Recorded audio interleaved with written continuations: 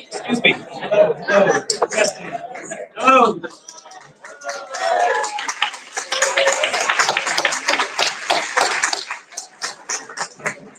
Thank you all for being here tonight. I'm Spencer Toder. I'm the director of Be Heard PAC. The speaker's on! Is that better? Is that better? All right. Thank you. All right. My name is Spencer Toder. I'm the director of the Be Heard PAC and co-director of Be Heard Missouri. We're here tonight because I spent countless days and hours calling Ann Wagner and finally decided to hold a town hall because she wasn't holding one. Hold it up. She said to my question, would you like to meet with us on April 3rd between 6 and 8 p.m. at 2301 Church Road in Arnold? The response that I got was, "Dear Mr. Toder, thank you for contacting me regarding HR 9495, the Stop Terror Financing and Tax Penalties on American Hostages Act. Knowing your thoughts and concerns helps me better represent the people of Missouri's 2nd Congressional District." If that doesn't tell you everything you need to know, then I don't know what does.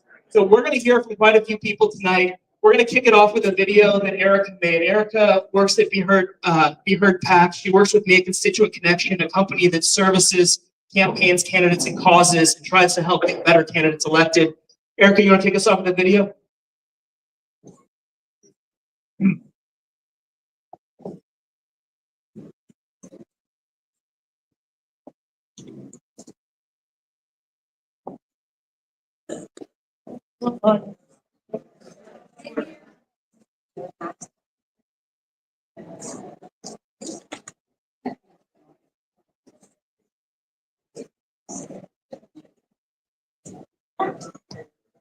All right, we'll come back to the video. I was about to sing her praises, but wait till you see it.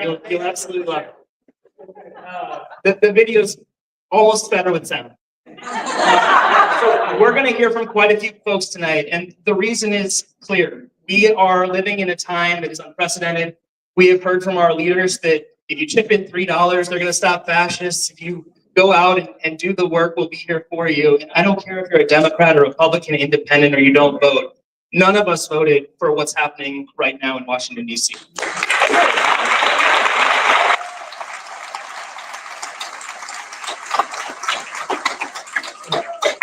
As all of the institutions that we rely on and that we pride ourselves on as Americans as having as stability, whether it be Social Security, the FDA, the NIH, the CDC, anything that we rely on a daily basis, they're trying to tear apart.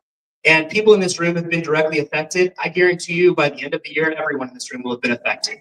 And it is unconscionable that the people who we say are our representatives won't even take our calls, won't even won't even read our emails, and respond with garbage like this.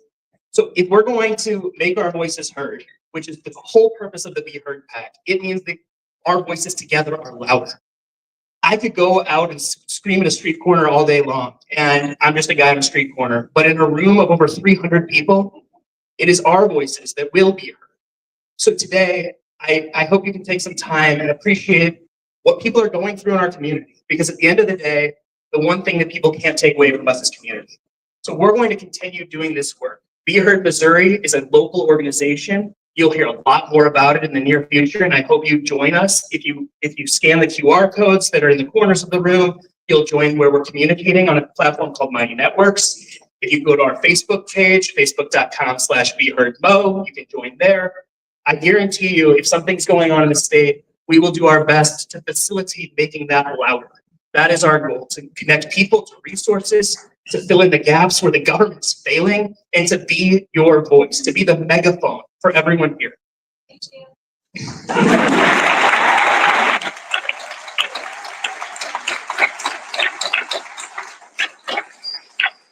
As social media continues to divide us, and as the talking heads on television analyze things but don't take action, what we really pride ourselves on is that every day leads to another day where we're taking action.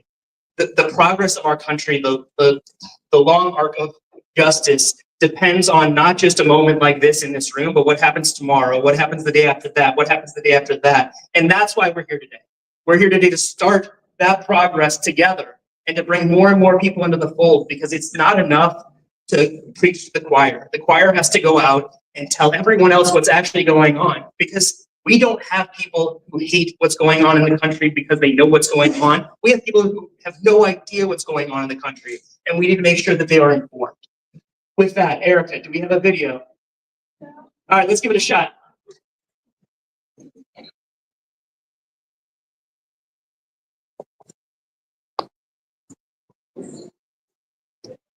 We do not have a video. All right. Yeah. All right, we'll give Erica some more time to play with that. My apologies. Oh.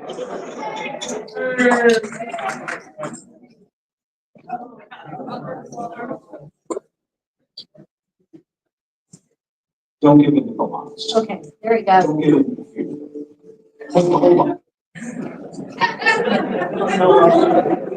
All right, we'll have the video for you at some point in time, even if we have to email it to you.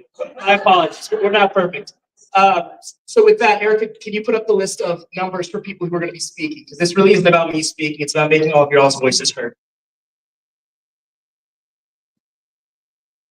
So we randomized the numbers of the people who came through the door. So if you remember your number, we wanted to make sure everyone had a chance to speak.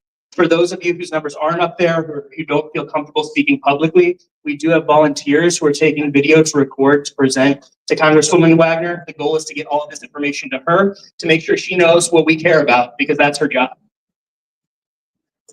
Number 11. So we'll start off with number 11. And if you wouldn't mind, if you see your number up there and you wouldn't mind lining up on the side so we can move through quickly, we'll make sure that we get as many people up to speak as possible. Oh, number 11. So we've got 11, 28, 5, 23, 16. And then after that round, we'll re-announce. Can we get some more lights up here too, please?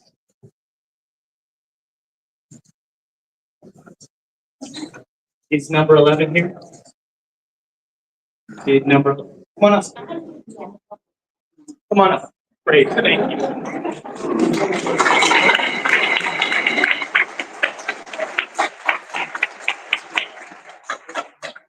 Good mind, we got favorite only. Welcome to see whatever you'd like.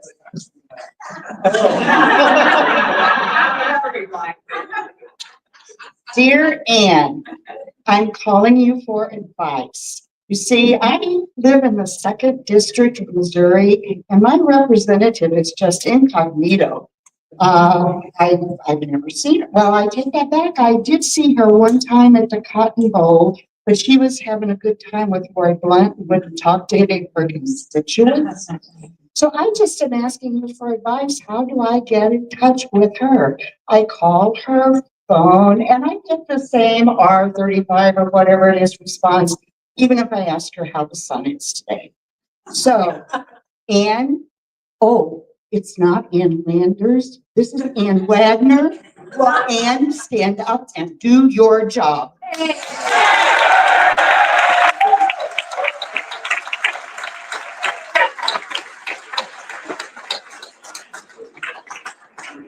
Next, yes, Chuck. Hi, my name is Chuck Summers, and I'm a candidate for Congress in Missouri 2nd Congressional District. I'm running against and you can hold me accountable to that. I will show up, and I will be held accountable by the constituents. I'm speaking to you tonight because we are in a constitutional crisis. Ann Wagner and the Republicans in Congress have abdicated their responsibility to an unelected bureaucrat, and they are dismantling our government. They are destroying the levers of government that you actually pay your tax dollars for those services and benefits. That what they're doing is they're destroying them to privatize them. What they want to do is they want to squeeze profits out of them. This is something they've been thinking about for 40-something years. The stars have lined up for them. They've got a Republican Congress and a empty vessel in the Republican president that the billionaire elite are manipulating, and they're getting everything they want from this. The perfect example is our state parks. You know, they're saying they want to cut waste and abuse. Our state parks, we invest $7 billion. The return on that investment is $14 billion.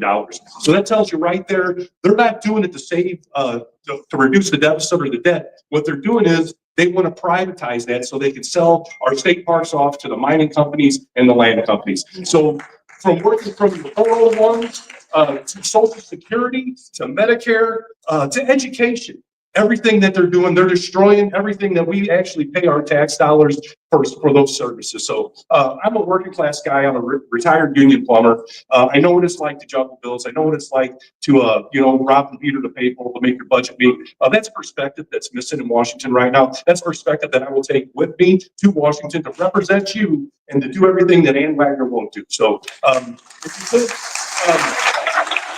I think is Summers for Congress. I've got a plan to flip CD2. It's expanding the base by talking to union members. I'm a retired union plumber. I'm going to go to those halls, have those uncomfortable conversations with the men and women at the union halls. But we also need to expand the base for Gen X, Millennial, and Gen Z, and that's get people out, register to vote, and get a commitment to vote. So they know that there's a lot to lose, and we see what we're all losing. And it's going to get worse before it gets better, folks. I'm sorry to say that. We have 3 tiers of government. The judiciary is holding up, but we need to get people in Congress to do the job. I'm getting pulled off the stage. I can talk about, I'm going to be out back. If anybody wants to ask any questions for me, please come contact me, talk to me. SummersForCongress.com. Thank you, people. And thank you for showing up. This is about.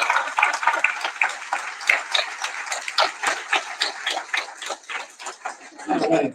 How lucky to be the second one up with a pitch. Is there number 5 in the house? Number 5 or number 23? Come on up. Thank you. I was told I need to hold the mic closer, so you may want to hold the mic close. Hi, everyone. My name is Shelley Morosky, and I wanted to talk to you. Congresswoman Ann Wagner. I did a little bit of research on you, and I found out that actually in 2016, September of 2016, you withdrew your endorsement of nominee Trump. Then in October of 2016, you called for Trump to step down. But in November of 2017, you endorsed Trump for president.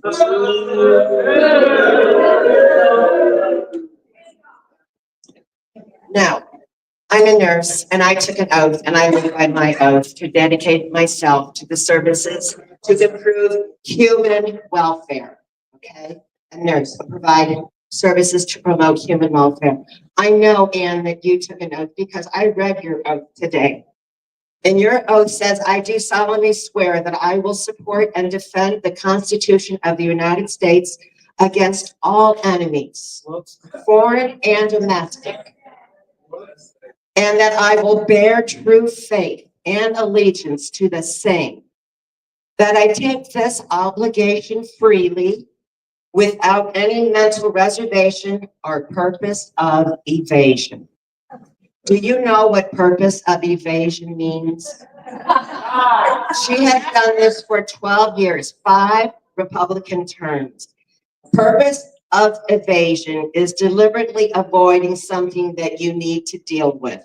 It is evading responsibility, Anne. So let me tell you about your responsibility quickly. You have over 765,000 people living in Congressional District 2.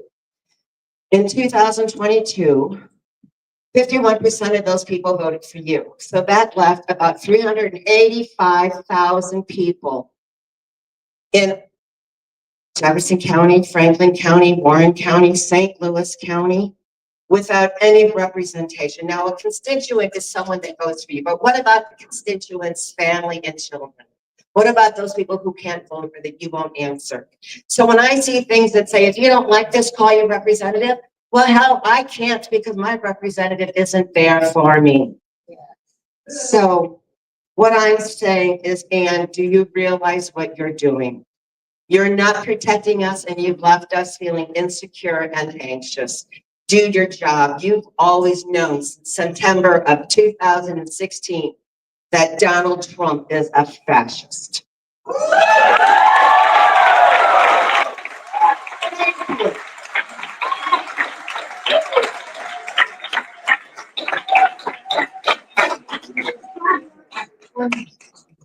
Hi, my name is Jenny Gores. I'm a resident of Baldwin, Missouri. I'm also a nurse and lawyer. While I have many concerns today, I want to speak about the sudden and deeply alarming erosion of our constitutional protections and norms, specifically our constitutional rights to free speech and due process under the law. While the co-equal branches of government have a duty to push back when one branch is disregarding the very core foundation of our country, the U.S. Constitution. I'd like to know what Anne plans to do to protect all of us from a president that does not seem to value free speech, judicial orders, or due process, or see it as worthy of respect. Why is she not using the bully pulpit as an elected official to take a stand or speak out when these values are under clear attack by the Trump administration? Other congressional members have spoken out, but Anne remains noticeably silent. I'd also like to take a moment to highlight one of the many examples that are raising my alarm: the arrest and imprisonment of a Tufts University PhD student.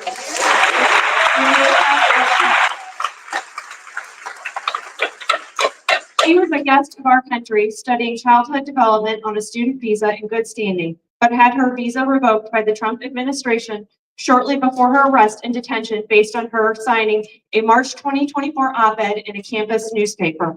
The images of her arrest are incredibly disturbing. She was surrounded on the street by a group of primarily men in plain clothes with hoods up and masks on. Her phone was taken, she was handcuffed and hustled away in a waiting car. She has since been transported to multiple states out of easy contact with her lawyers. First of all, as a woman, I feel incredibly unsafe knowing that our government has just plucked a woman off the street, handcuffed her with no visible identification, notice, or process. This makes all the more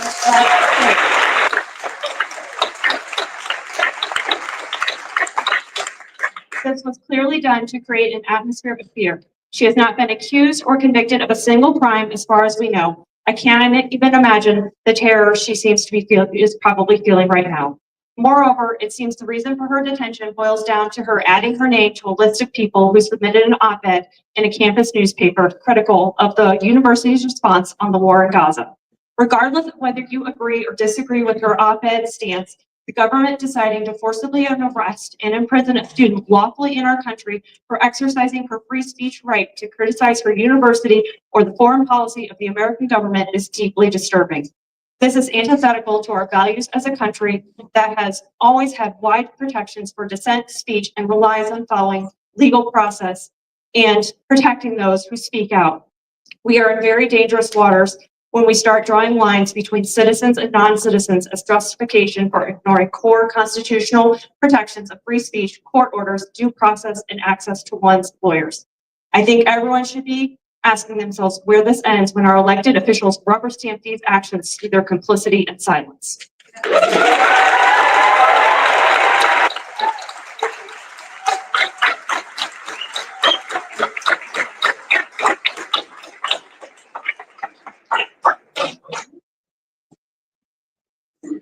We've got number 16 and then number 2. 16.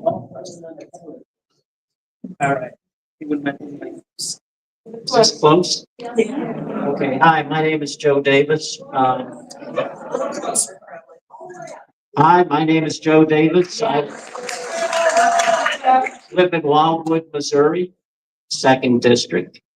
It's pretty cool. I'm standing here with my United States Marine Corps belt buckle on to be in a VFW hall.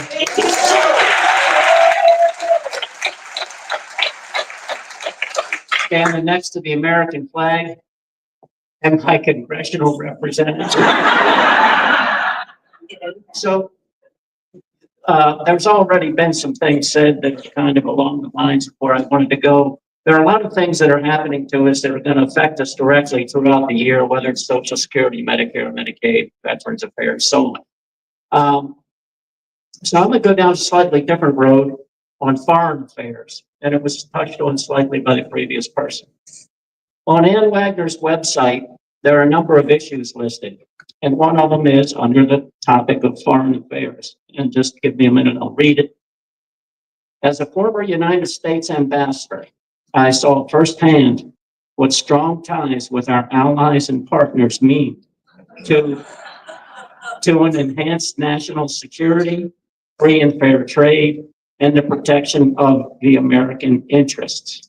Now, it seems to me Trump in his first term did as much as he could to shake up our international order. And in his second term, within the first week or two, he sends Brother Vance over to Europe and he badmouths our European allies. Shortly thereafter, Brother Hexpath, not using Signal, he went in person and did the same amount of badmouthing. Now, I don't know, Anne, how that ties in with your thinking on this, but I haven't heard anything from you to reject what is happening.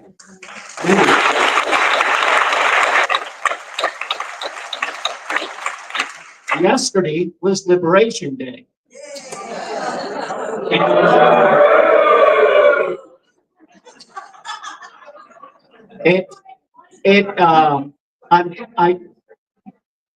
I'm sorry. Anyhow, well, the question, Ann, would actually be, do you agree the taxes are paid or the tariffs are paid for by the American people and corporations, not by the exporting country? You know, that's the big lie of this year, I suppose, right? Because he sold that lie, and it's incredible that no one that we have elected in our Congress has had the hair to stand up and confront these type of lies. Of course, now it's too late.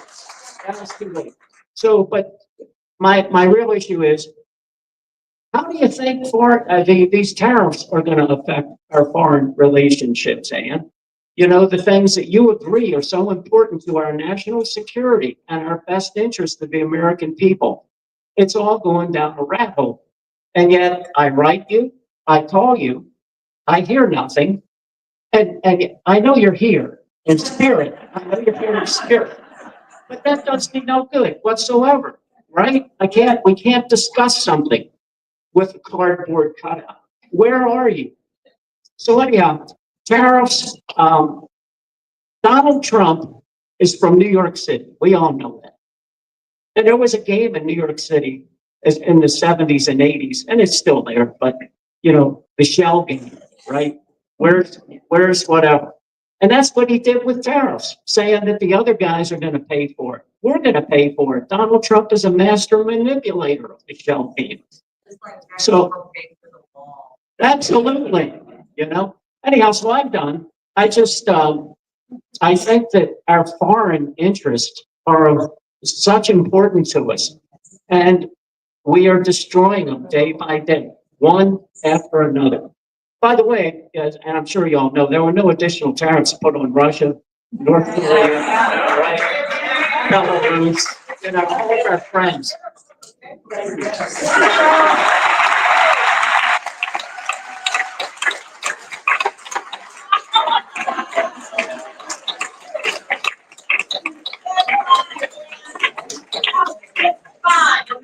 Thank you. Thank you. Thank you for your service.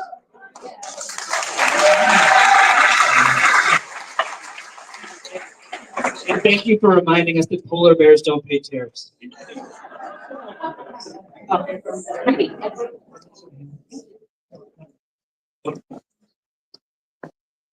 Hello, my name is Natalie McKelly, and I am a special instructor in Missouri's early intervention program, First Steps.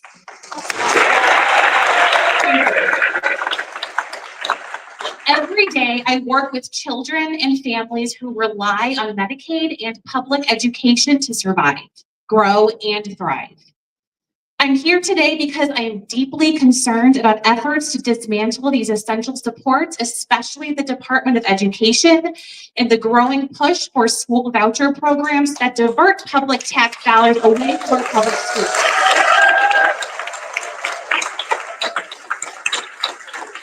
But first, let's start with Medicaid. Medicaid is not a handout, it's a lifeline. In Missouri, over 1 million people depend on it, including children with disabilities, seniors, and working families who simply cannot afford health care otherwise.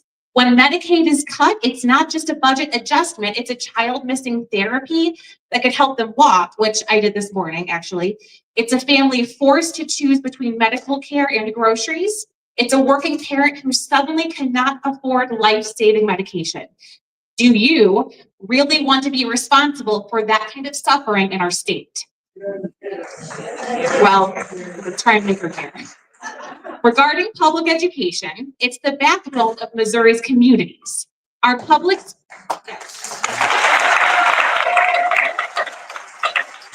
schools serve over 90% of children in this state, including those with disabilities, children from low-income families, and those who would otherwise have no access to quality education. But instead of strengthening our public schools, we're seeing policies that undermine them. Voucher programs that take taxpayer dollars meant for public education and funnel them into private institutions that are not held to the same standards, do not have to accept all students, and are not accountable to the public.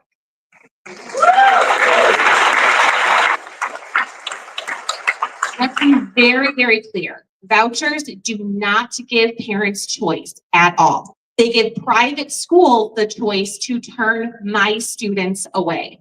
Many private and charter schools are not required to provide services for students with disabilities, yet they take public funds while leaving public schools with fewer resources to serve the children who need them the most. This is not school choice. This is abandonment of our public education system.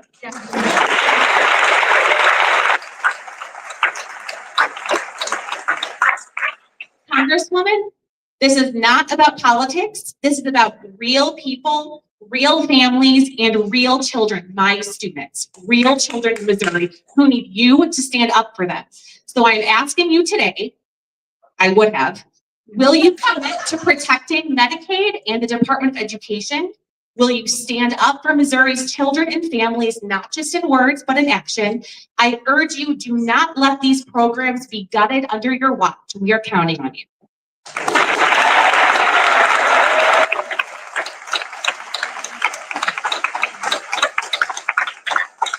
Thank you so much. I think when we talk about being heard, our children really don't get to be heard very often. So it's very nice to hear from an educator who has that perspective. So thank you so much.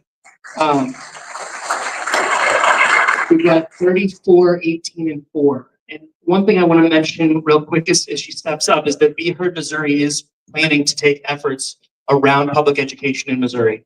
So please keep watching your email, keep subscribing to the things that we put out, because we have news in the future where we're going to be making significant strides in protecting our children's education.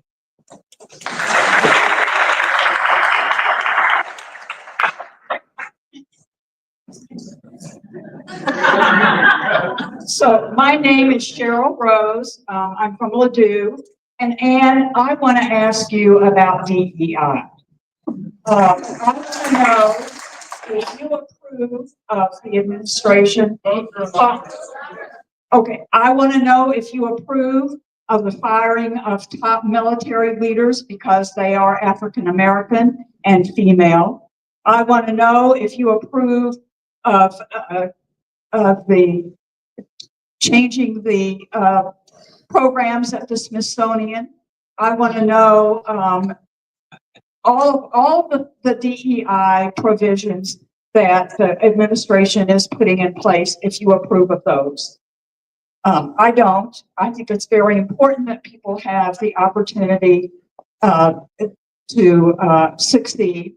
And I also want to know if you would approve or disapprove of programs that recruit males to nursing, to public education, to caregivers, to childcare, because right now those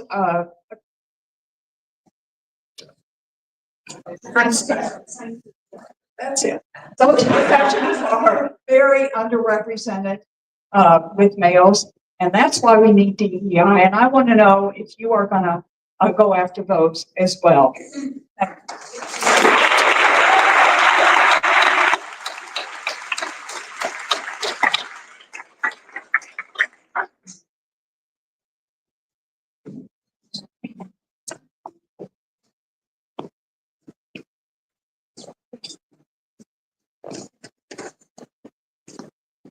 Good evening. My name is Susan Chapman. I'm a resident of Baldwin, Missouri, and I have several questions for Ann. The first is, why are Musk and Doge and Trump making huge reductions in employees and offices of Social Security Administration?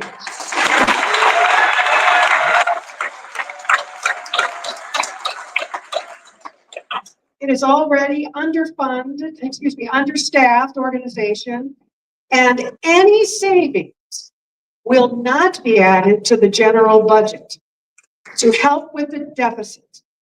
Excess revenue collected over decreased costs would only add to the Social Security Trust Fund. And cutting Social Security benefits would only add to the trust fund surplus while cheating beneficiaries of the assistance they have been promised. So they pay for her. And pay for. Social Security is and always has been a self-financing program paid by payroll taxes, income tax on benefits, and interest from treasury bonds. Social Security Fund requires to be balanced. It's had a surplus for years. As of 2018, it was $2.8 trillion. In terms of overall federal spending, Social Security is off budget. When it was created in 1935 by Franklin D. Roosevelt, he insisted that it be self-funding. And while between 1969 and 1990, changes in the law permitted the trust fund surpluses to be counted against the deficit of the general budget, that was eliminated by the Budget Enforcement Act of 1990. So this cutting Social Security, cutting employees, cutting offices, that money is not going to help the deficit at all.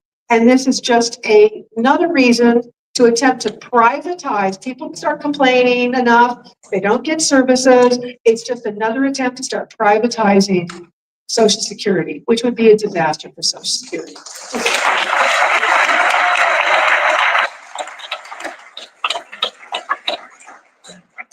All right, my second gripe with you, Ann, is Trump ran on immigration and inflation. Those were his primary campaign promises.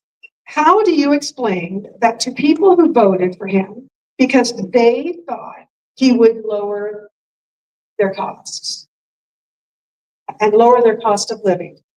How do you explain to those people that what Trump is actually doing is either driving this country into a recession or stagflation, which is worse? Ron Johnson was on public radio this morning and he was interviewed by Michelle Martin. And she asked Mr. Johnson if he had met with the president yesterday. He said yes, that the president wants to return to pandemic level spending, pre-pandemic level spending. To which Michelle Martin asked, isn't Congress supposed to play a role in this? And did Johnson talk to the president? Was he listening to him? And did Johnson listen to his constituents about this? Johnson responded, and I quote, Congress has willingly granted a lot of its constitutional authority to the president, and part of it is trade. He's using that authority. Well, Ms. Wagner, why are you and other congressional Republicans in the House and Senate ceding your rightful authority under the Constitution?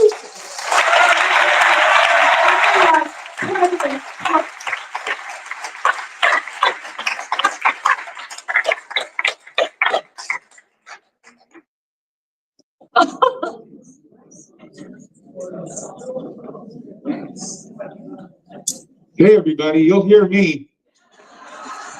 All right, I'm wearing a mask, keeping my hat low because these jackbooted thugs are using facial recognition. You see my shirt? It says Environmental Protection Agency. So I can't come out here and let you see who I am or what I do. But you need to understand that the environment is under attack. You know, the unions are under attack. They're trying to eliminate the union contracts to protect workers at the EPA.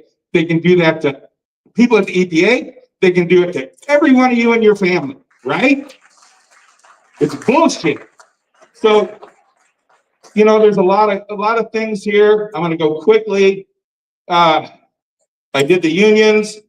The job losses in the economy. You know, 1,000 people just got cut out of this office. You know, what's going to happen about that? They worked their whole lives to get to this point, to protect the country, to protect the unions, to protect the people, your kids that are drinking water. You know, you've got the landfill here that's on fire still and has nuclear waste in it. You've got the Coldwater Creek that's a problem. They're going to leave that alone now. That's done and everybody's going to be forgotten about it. They're cutting agriculture.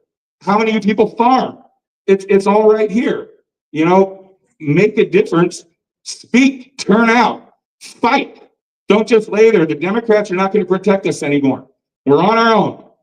So turn to the streets, preach, get out. Thanks.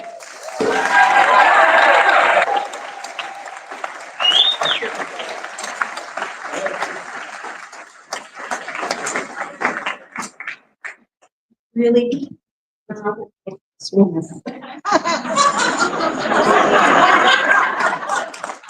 I'm unrepresentative because I've been calling this woman since she cackled on the floor of Congress when they were going to rip away the ACA. And I thought, what kind of monster laughs about people getting their health care taken away?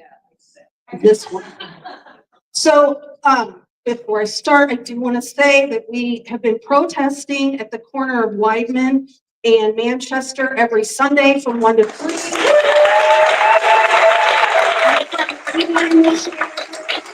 I invite everyone to join us. So this is very personal to me. I'm gonna not cry, but I have an adult disabled brother he's a year younger than me. He lives with my parents who are pushing 80. And there's not a day that goes by that we don't worry about what's going to happen to him when something happens to my parents. And in one regard, he's lucky because he has a strong family that supports him, and we'll figure out a way to take care of him. We had provisions in place, but now with all these cuts, that's probably out the door. And it'll be us that'll have, which is, I really love it. It'll be fine. There are so many disabled adults that work with him at the sheltered workshop that don't have strong families or people to help them, and they depend on their Social Security and Medicaid to survive. It's not a luxury, it's their lifeline, and it's the difference between dignity and despair and between support and being left behind. It's also very personal.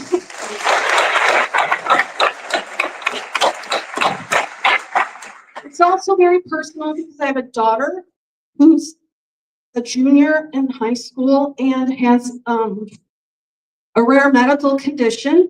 And we were able to go to the NIH last year to get some answers about what's going on with her. And the experience was just, it was just so great and comforting. And I can't believe that she's okay with ripping away cancer research and research for all kinds of conditions like Alzheimer's and Parkinson's.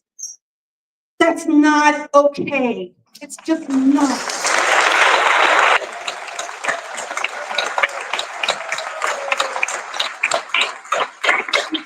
Cuts aren't abstract, they're cruel, and they're dangerous, and they're very personal to everyone in here. And every time I call and try to talk to someone, they gaslight me and try to tell me she's a lovely woman. That's what they told me today on the phone. She's a lovely lady. And you don't want to know what I've said in return.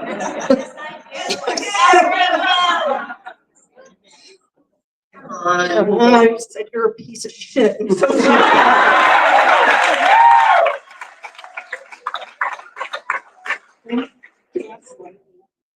So we deserve a representative who listens and leads with compassion.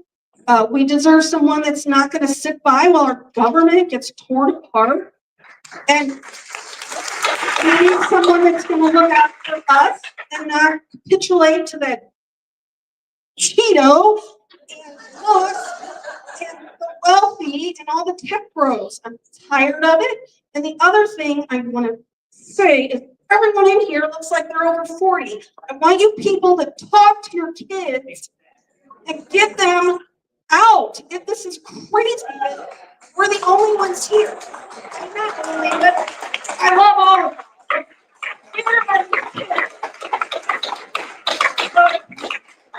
Again, join us on Sundays. We're not going anywhere because I don't think she is either. That's all. Thank you.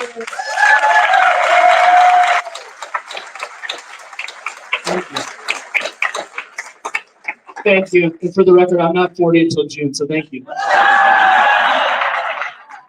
Erica, who works with me, is probably the youngest in the room who's participating in this, and she's an all-star. We've got young people left and right, but I gotta tell you something. Young people are having a really hard time right now. Young people are trying to figure out if they'll ever afford a home. Young people are figuring out if they can afford to have kids. Young people are figuring out if they can move out of their parents' homes.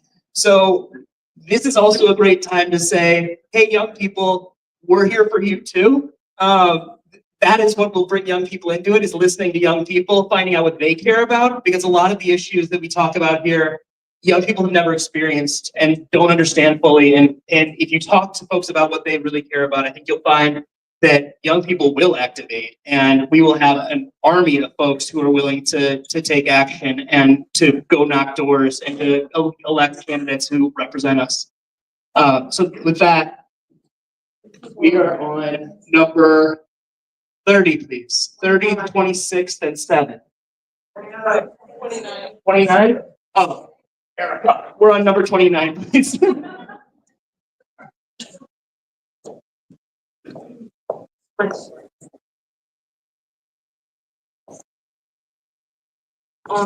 My name is Laura Wagner, and I'm a physician. And although I have many of the same concerns as all of you, I've decided to focus my question on Medicare. As a nation, our population is getting older, and not just in this room. The ongoing push to privatize Medicare and put the health care of our elderly in the hands of insurance companies endangers the health of everyone over the age of 65. No entity rations access to health care like insurance companies. Amen. Their CEOs have become the death panels that we have all feared. What will you do to stop the defunding and privatization of Medicare so that all of us can be assured of full access to health care as we age? I had just a few numbers that I wanted to throw out. So, you know that when it's time to sign up for Medicare, there's like 100 million ads for you to get Medicare Advantage. And on the outside, it can be a good program for some patients. But what people don't understand is that a lot of entities, very large entities, are dropping Medicare Advantage. So it doesn't really count as health care if nobody takes it. So as I just saw recently, April 1st, so 2 days ago, the University of Missouri Healthcare will no longer be in network for Blue Cross Blue Shield Medicare Advantage plans. That's 6,800 patients. The Scripps Healthcare Network in San Diego serves 600,000 patients, and they are no longer taking Medicare Advantage plans. So you may get that health care, and they are pushing you as hard as they can. I can't tell you how many times my mother called me and said, "Are you sure I don't need that Medicare Advantage? It sure sounds good on the TV." And you know, and I'm like, "Mama, just hold on to your regular Medicare as long as it lasts." And a final number, and I'm aware that no one wants to listen to their doctor complain about their income, so I'll keep this short. But this year, Medicare, and this is regular Medicare, not Medicare Advantage, which is a poorer payer, which is why they get dropped. We're getting our income cut by 2.93%. I don't think Ann's probably getting her income cut by 2.93%. And there's something called the Medical Index Fund. I think that's what it's called. It's some acronym. Anyway, but it estimates the increased cost of providing medical care each year. And for 2025, the estimate is 5%.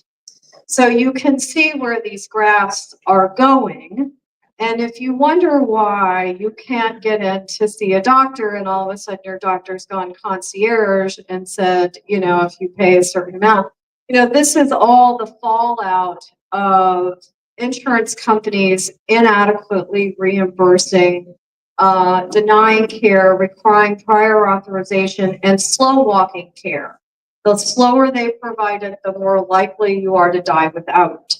So there are so many other issues, and we've touched on all of them, but Medicare is really, really, really important to the health of our elderly, which we are all approaching or are. And so we all have a vested interest, including you, Ann. I don't know how old you are, but anyway. Um, and keeping Medicare healthy, because you won't be around getting federal insurance forever. Okay, thank you.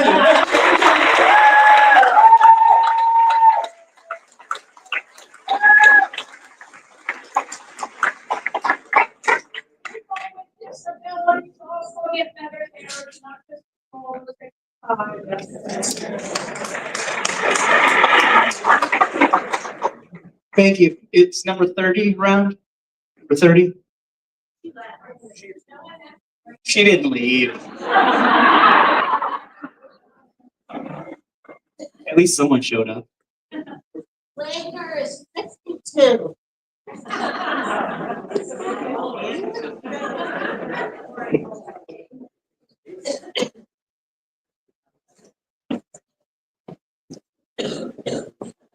Well, I wasn't quite sure what to do about this. This is the first one of these I've been to.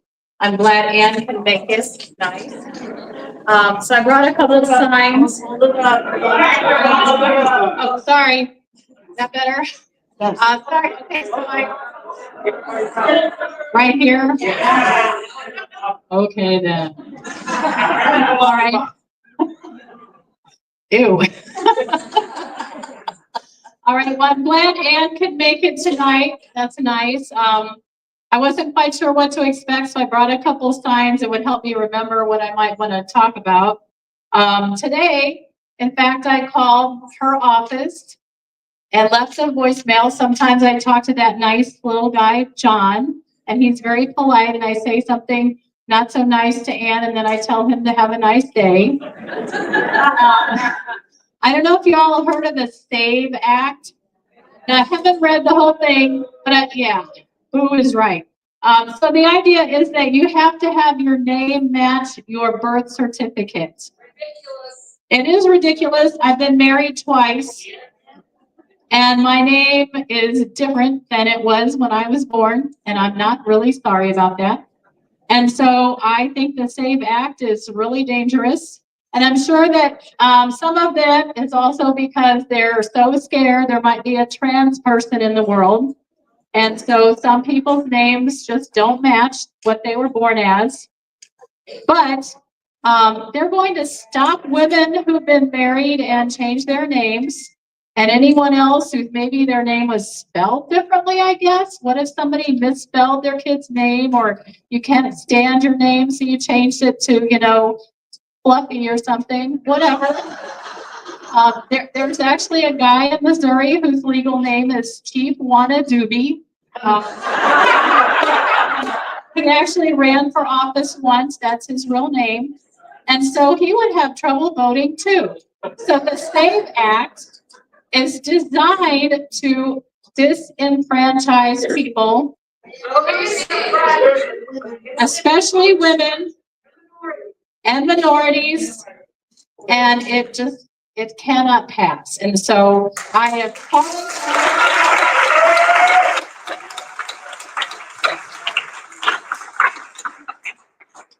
In short, it sucks. So that's bad. And then also I made this little sign because, like I said, I had to remember what to talk about.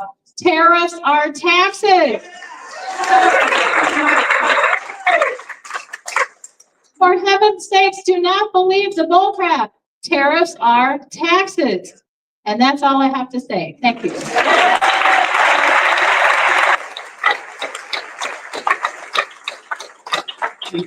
Always impressive when someone goes to their first town hall.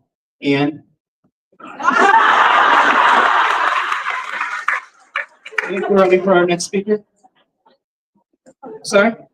26? Sorry, 26.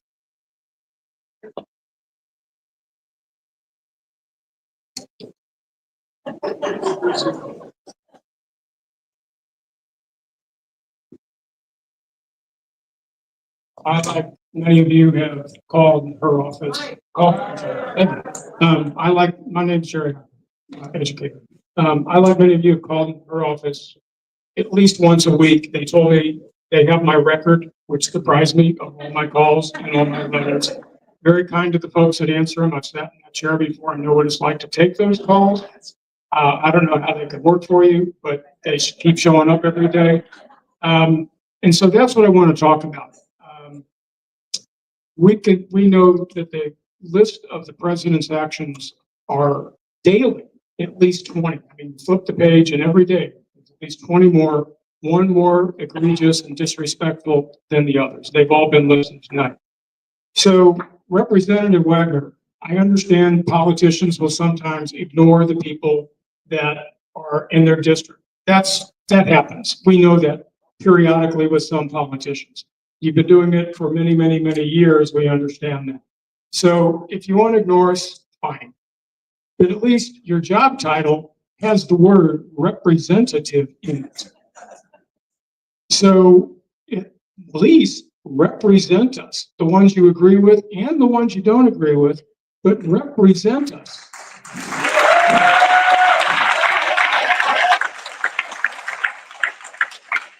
And, you know, I got to go there.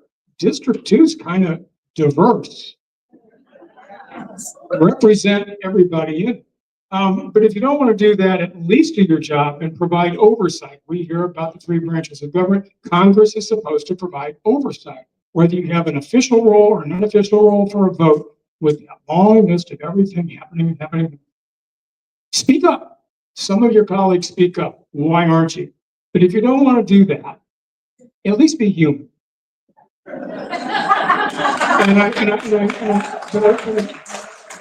Maybe I use be humane. And we've heard tonight from so many people, children's food is being taken away from them. Medication is being taken away from elders. Veterans are losing their support and their benefits and have all been disrespected. The list of the people who have been ignored, turned away, losing jobs is it's unfathomable that you allow that to occur when they have to go home and say, I've lost my job, lost my income. Be humane. But at least if you don't want to do that,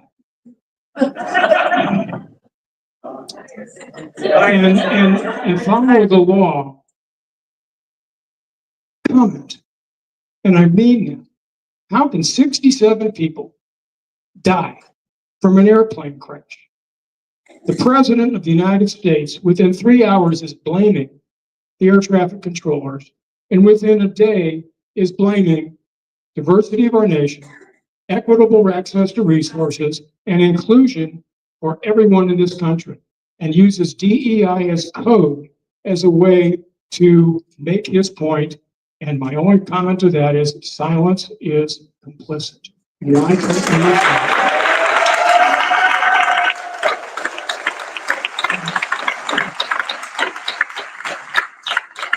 I get responses like the one Spencer showed you. Sometimes they're actually on the topic and sometimes they're not. Fine. But I don't know. I read through the newsletter. That's the one that bothers me the most. And it's all the committees you're on. Thank you for what you do. Committees you're on, groups that you meet with, all these pictures of you smiling with all these people from around. But I get through it there. How could she not even acknowledge what's happening? Like, gee, I know there's a lot of things out there that may be upsetting some of you, but I promise you I will look at just pretending that they don't exist. That is the most disrespectful and irresponsible part. That's what I mean.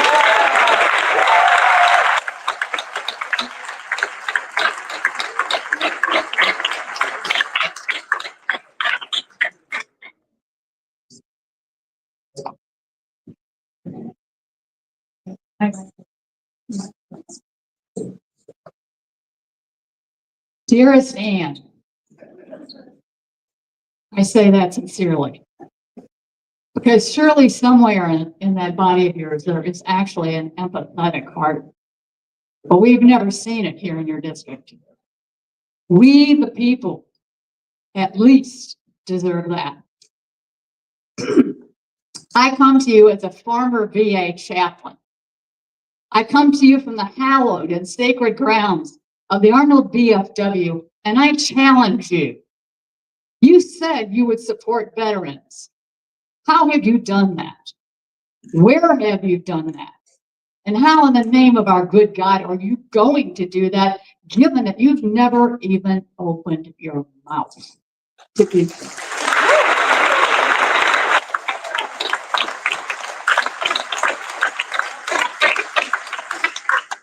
I'm going to invite you to ground zero, literally and figuratively. You've never sat bedside with a veteran sobbing because of the horror stories that he endured on behalf of everybody in this room and every American on this soil of ours, our very sacred and hallowed soil, which you desecrate daily. How dare you? You have done nothing but take from them the very jobs that they depend on because they're the only ones that they can hold at the VA. And you've taken away their health care, which they have literally sacrificed not only their bodies for, but their minds and their souls. Almost every single one.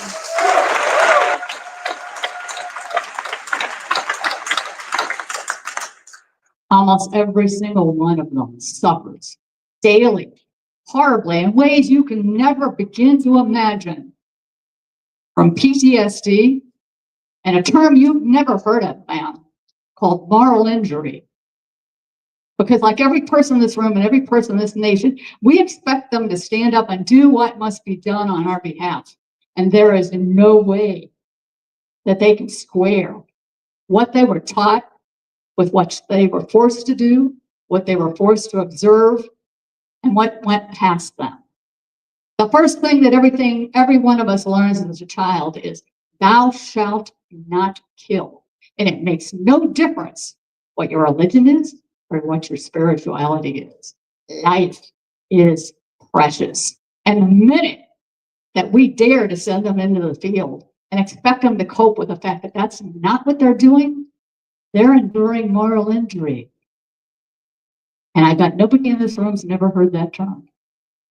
It's one that they need to be wrestling with their compatriots, their compatriots, their teams at the VA, in spiritual care and psychological and psych care. And yet, you just rip that funding away. How dare you? How dare you?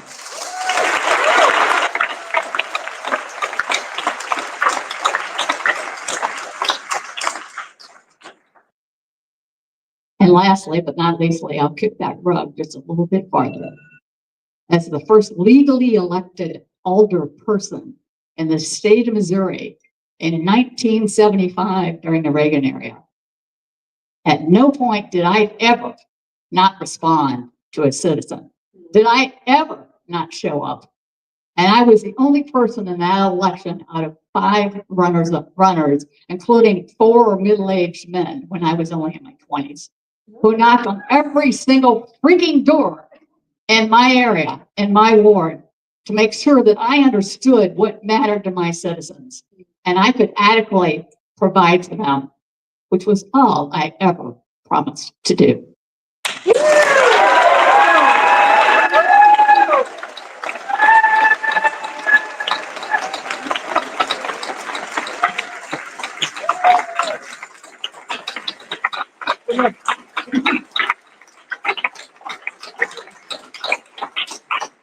Good luck after following me, man. My name is Mick Kenoy. I'm a retired veterinarian from the Webster Crestwood area. I'm not going to look at her because she doesn't care. We think that our representatives are supposed to care about what we think. She only thinks about keeping her job. That's all she really cares about. It's a cushy job. She's getting rich with that job. And she just doesn't care about taking care of all you people. So I want to talk about 2 third rail topics that you won't hear on Fox News, obviously, and you're not going to hear it on MSNBC. They're third rails. They don't want to talk about it. It's term limits and getting money out of politics.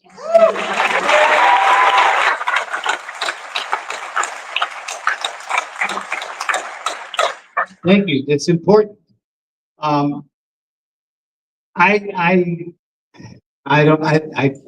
of sidetracked here, but my point is that I want a representative.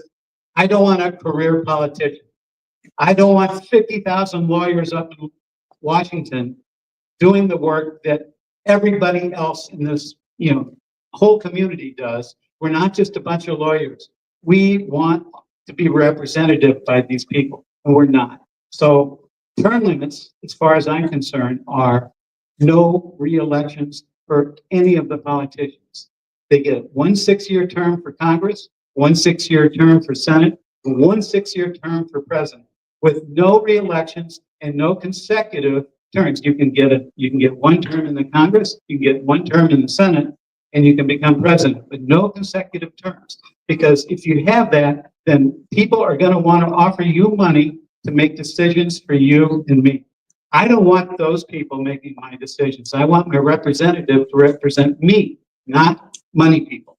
And I think it's really obvious this election where money has been put in for. And I mean, it's been put in for.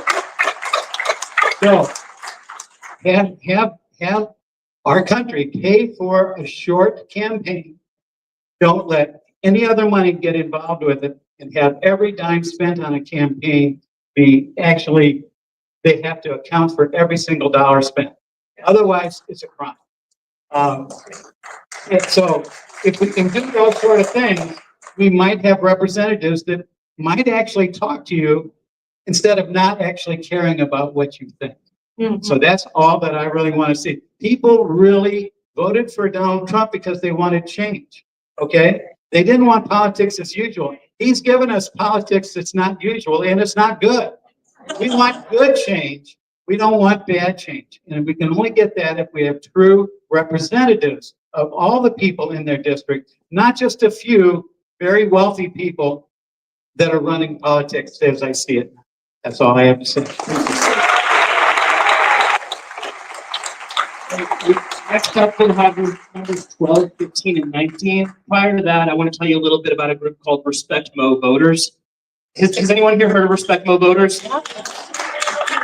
Okay, so for those of you who haven't heard of Respect Mo Voters, they're going to be passing out some flyers right now. Respect Mo Voters is inarguably the most important action taking place right now in the state of Missouri. If you haven't started getting involved, now is the time. If you're familiar with the ballot initiative process, this is the process that let us expand Medicaid, let us block right to work, let us increase the minimum wage, legalize marijuana, make abortion legal. Every single time one of those things is passed, in Jefferson City, they try to roll it back. In addition, the number one priority this time through, I think 17 bills today were proposed to make the ballot initiative process more difficult. That instead of having a threshold where it is now, which is where we have to get about 220,000 signatures, you would need more than 400,000 signatures across the state to get something on the ballot. It's unacceptable. It's the most anti-democratic, our voice thing that could possibly happen. And I could not be prouder that Be Heard Missouri is working with Respect Voters on this project, because there's literally nothing more important. This is the thing that's going to make sure that our voices get heard, even though the gerrymandering in Jefferson City makes it impossible for legislation to take place there. We can still legislate through ballot initiative as long as we have it. So please get involved with that if you can. Good.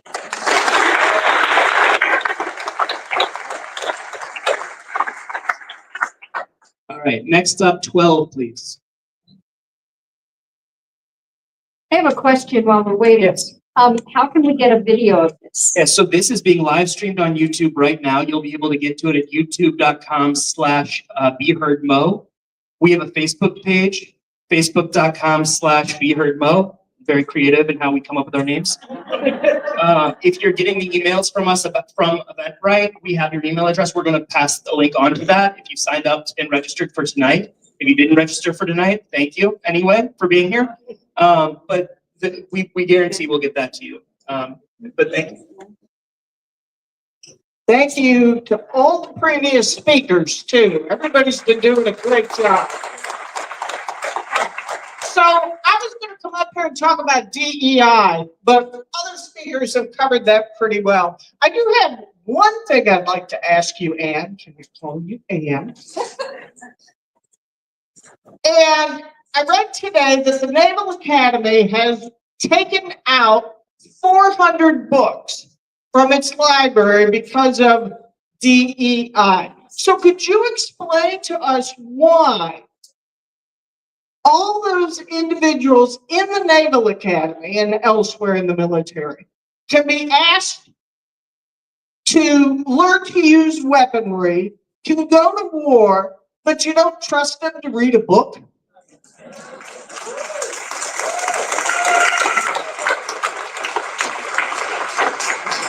So I'm going to pivot. My name is Patricia Jager. I'm a retired university professor. My area of expertise is accounting. My specialty is federal taxation, and I was a CPA.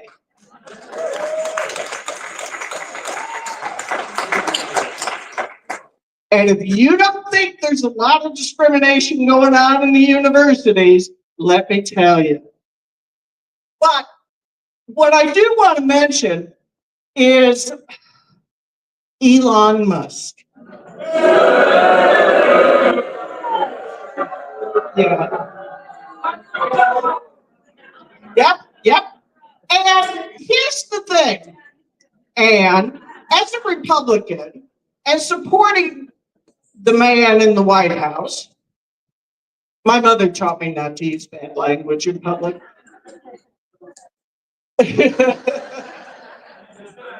Yeah. But being an accountant and a CPA, there's a lot of Republicans that think the government should be run like a business. Yeah, it's asinine, okay? We're citizens, we're not shareholders. So the whole concept is stupid, but think about what Musk is doing.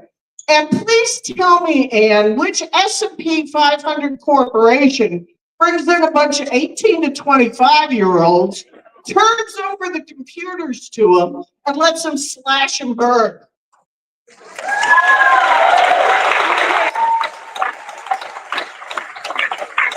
And every time you hear a Republican talk about savings, first of all, they haven't proved any of the savings. So that's all bullshit. It just is. And not only that, even if you could accept some of the numbers, what about the cost of what they're doing? Every single person they've fired has experienced tremendous cost. Their family have experienced cost. Their community, the local businesses, it ripples out and adds to the cost factor. And what S&P 500 corporation fires a bunch of people and says, oh my God, we can't fire them. We need them back. Let's hire them back. So all the expense going in to process those firings, to get them off their benefits, and then to have to hire them back, that's all. Yeah, if they can find them. Because, you know, who needs nuclear scientists, right?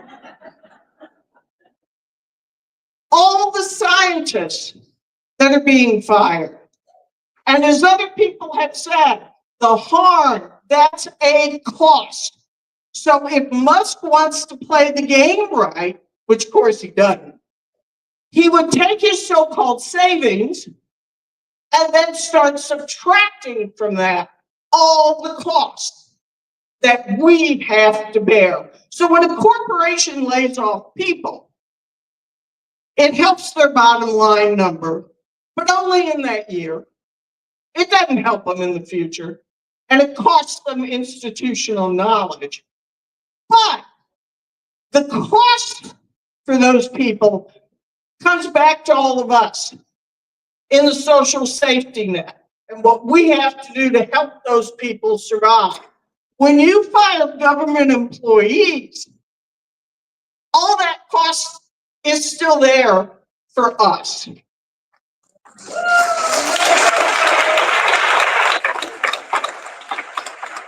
Last point. You want to help Social Security, Medicare, and Medicaid? Get rid of that friggin' wage cap.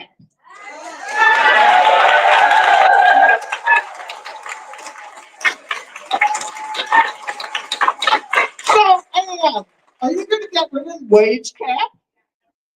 Yeah, right.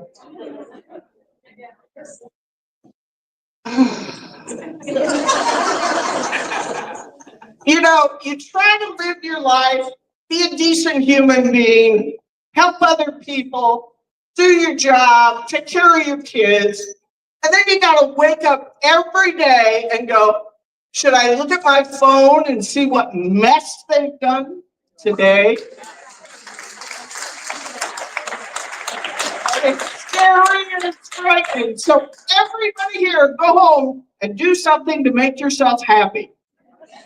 Could be a drink, could be some food, pet your dog, be nice to your cat, hug your kids, but do something to keep yourself well. Thank you.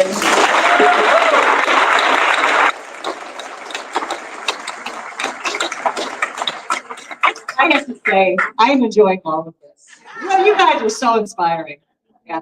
You know, Anne, I thought that I would start out with what we have in common. We are both 62. And I'm a retired public school teacher. I have a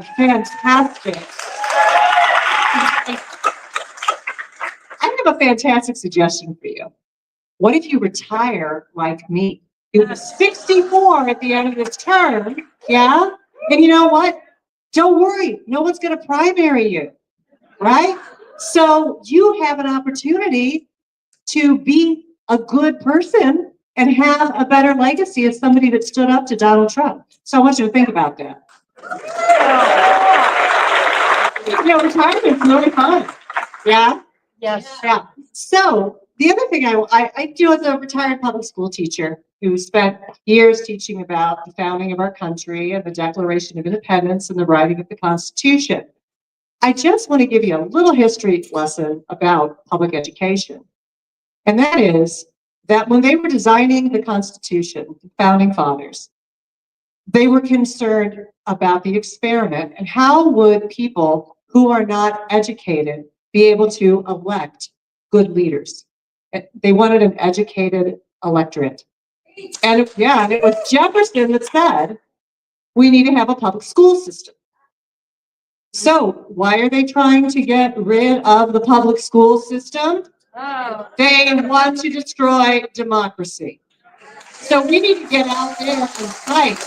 And keep your eye on Be Heard with the ballot initiative, because they're putting it together to help save our schools. And also, you just let them lie, you know, about the Department of Education being in charge of the states. We all know that's a lie. We know that the Department of Education allows for fairness across the country and in school districts by providing programs for those kids that have the IEPs and those special needs.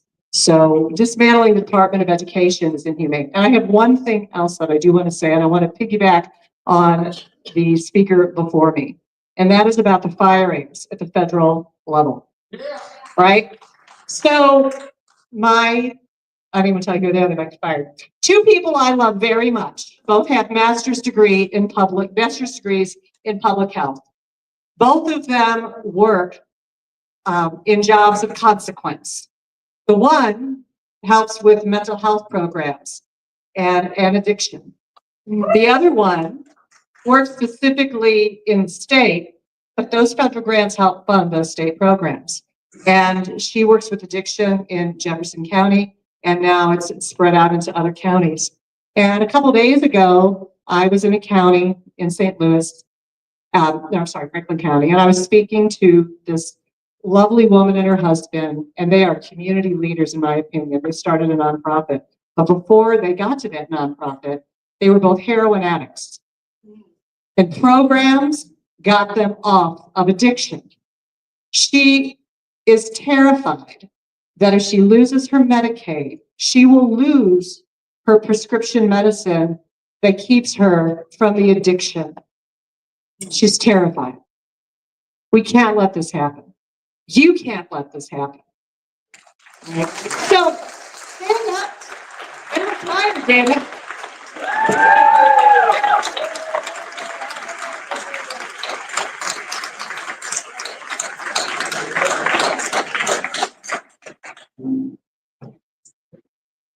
19? Is there 19? Oh, that was me. You were 19, all right, 17. 17, 25, 13. Bingo? And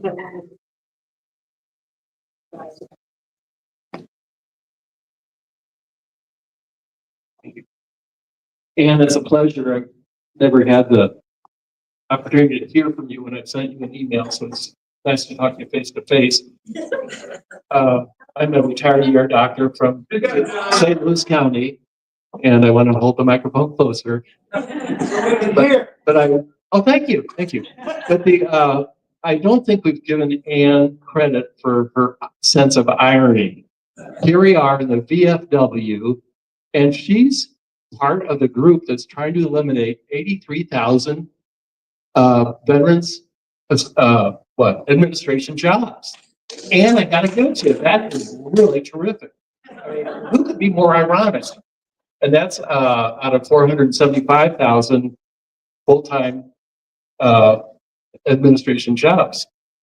It's just unbelievable to me. I've been in ERs for 40 years, and I've seen people who really need care and will not get it, while people keep tapping Ann on the head and people like her who just won't stand up to truth. So that's all I got. Do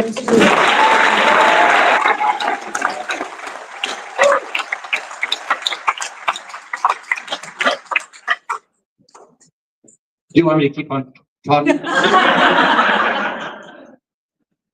Trump has spent $36 million already on golf. That's pretty good.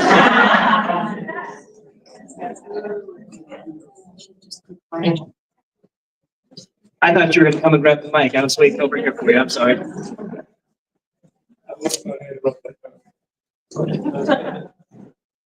Thanks.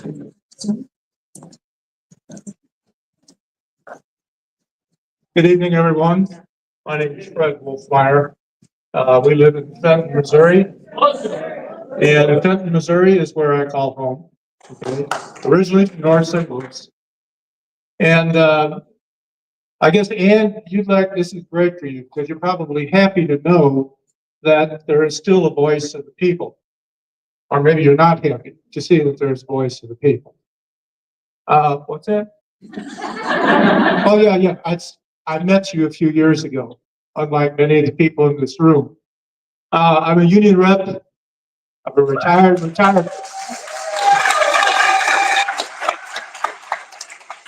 I'm a retired postal worker. I was the president of the OPWU in St. Louis, and I represented 2,000 members. The Postal Service, just so you know, receives no tax money whatsoever. The Postal Service receives all of its income from stamps and postal services. And yet, they've been trying to privatize the Postal Service, first under George W. Bush, Trump's first administration under Steve Mnuchin, and currently under the muskrat, Elon Musk. Okay? So, yeah, I know. I've written to you many times, but you've never said anything to me, never answered. Getting back to where I met you, we came up and we protested outside of her office, and we couldn't see you until we saw you sneaking out the back door. And then we came over and we tried to talk to you. And then, I was on legislative day, that's right, in Washington, D.C., and I was in your office talking to a staffer. You didn't know we were there and you happened to walk in on us. Well, the look on your face said it all. And you couldn't get rid of us fast enough. Haven't heard from you since. That's 12 years ago. So, Social Security. My wife and I have Social Security and Medicare, as I'm sure many of you in the room here do as well. I worked 50 years and paid into Social Security for 50 years. I don't recall anybody giving me anything. That was money that I paid in.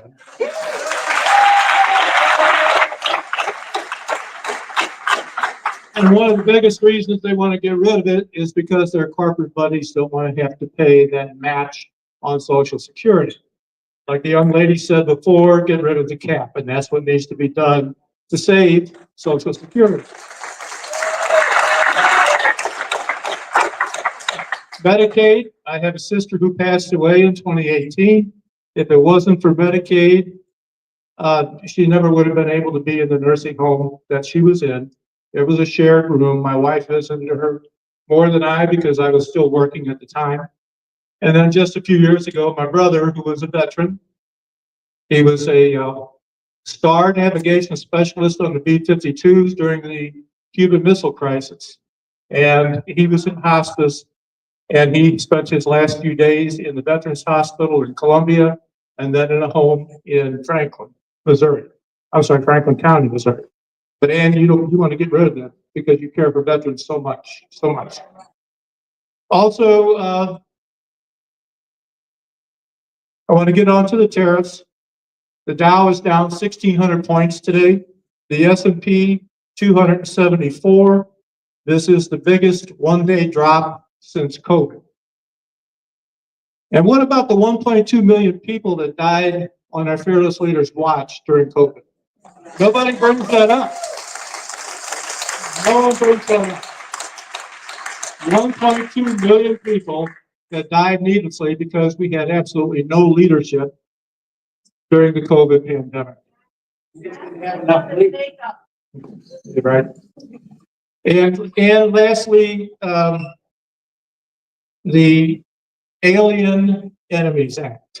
Okay, so we gather people up off the streets just because they look like they might be a gang member because they have a tattoo for Real Madrid on their arm. Okay, or a tattoo of something else that has nothing to do with a gang, and they're whisked off and put into this prison in El Salvador. Okay, and so one of our fine senators, Josh Hawley. Well, let's have another cheer for Eric Schmidt too. Okay. All right. So Mr. Hawley is proposing legislation, okay, to do away with the district judges. All right. So they don't like that he is holding up the president's agenda.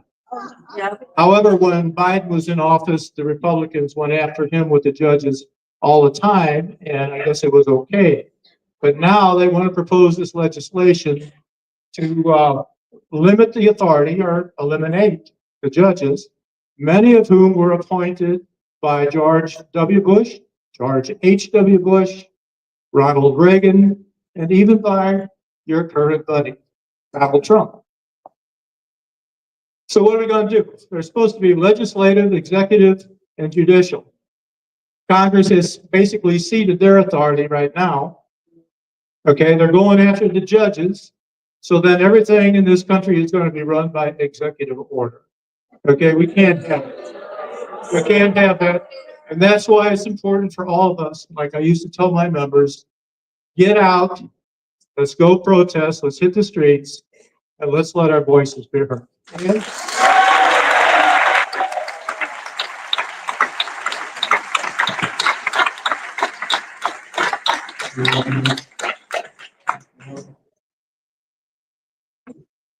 So, just for the record.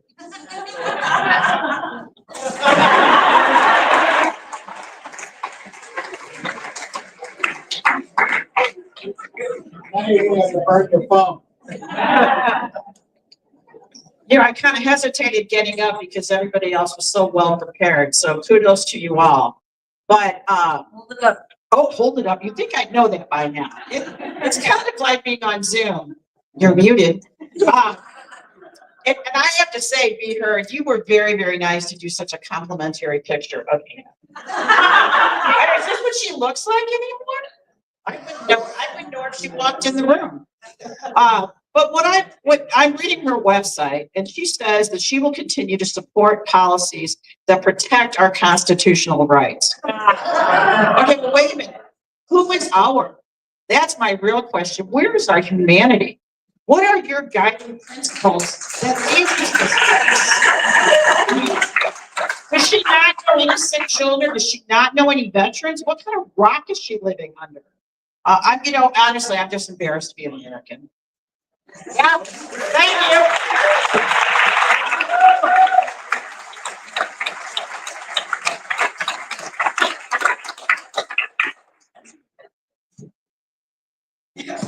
21 and then 3.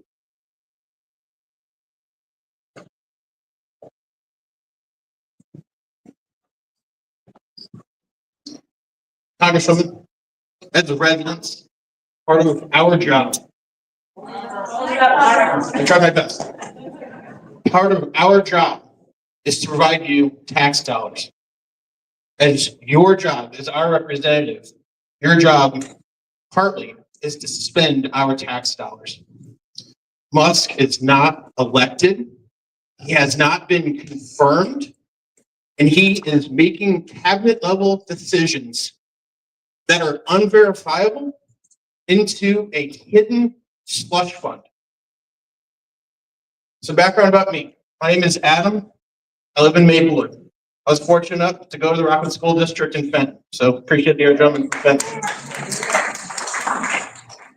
I've spent most of my life interested in politics. In all sincerity, Jim Talent came and talked to me in our class, and he made me fall in love with this. Since then, I've been involved with debate. I love going back and forth, talking about supply side economics, talking about jokes about, the Vietnam War, as far as whether we should have been there, whether we not, all sorts of things. This is not politics as usual. This discussion has cost me my best friend. It's cost me many family members being able to talk to them, many coworkers.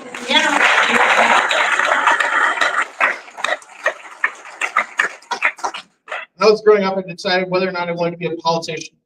I get nervous every time, as you can see. But when I decided I wanted to be an architect, because I thought the country would be fine without me. What I've found since then is that people on Reddit, people on social media aspects, everywhere else, they're said, you're on your own, American. We don't care that you side with us. We don't care that you side with Denmark. You're on your own.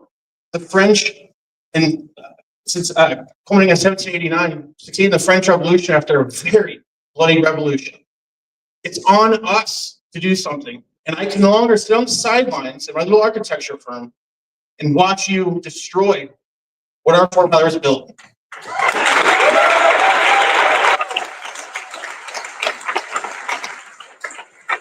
I'm not an expert, but what I do know is how to research just a little bit. There's other people who are much more qualified in this room. 1998, we learned about this in high school. Sorry, it's my age. But Clinton versus New York cut out line item vetoes. 1974, we're not saying it's a line item veto. It's the Impoundment Act. 1974 is determined you can't do that. Impounding is where you can decide we're not going to use the funds that Congress has delegated towards us. So what I'm saying is the executive branch, it cannot reduce, it cannot eliminate. This has been reviewed, this has been heard, and it is not constitutional.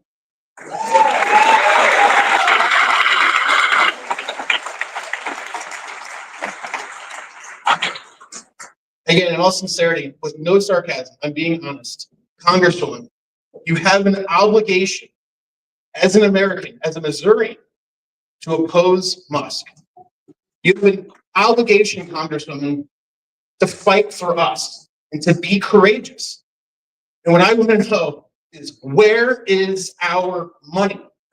You can't tell us because it's in a slush fund. I want you to really dig deep and find out, where is our money? Because you need to allocate it, not him. Thank you.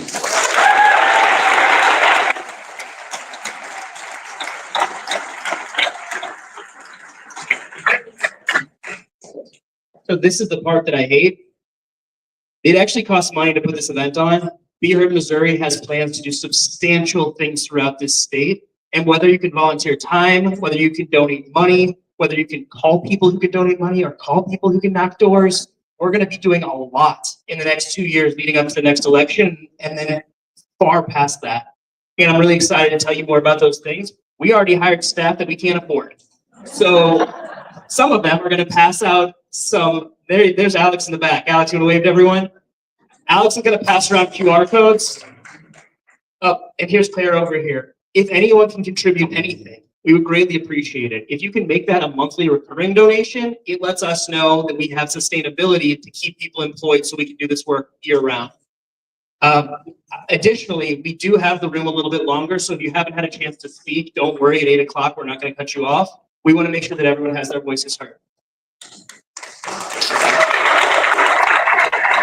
We got numbers 3, 9, and 31. 3, 9, 31. While we're waiting for the next one to come up, we have a gentleman who wanted to talk about Prop B real. Real quick, I should have mentioned this when I was up here earlier. Hello? This doesn't apply to everybody in the room, but those of you who are from St. Louis County, I'm assuming that you'll go out and vote. I'm working with some people who are recommending that you vote no on Proposition B.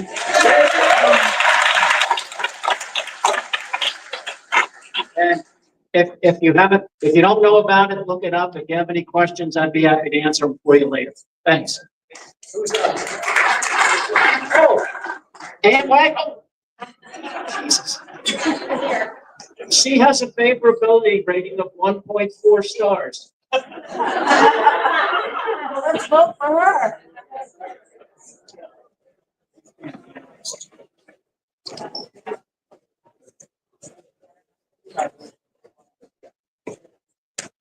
Hi, Ann. I'm a constituent in the 2nd District.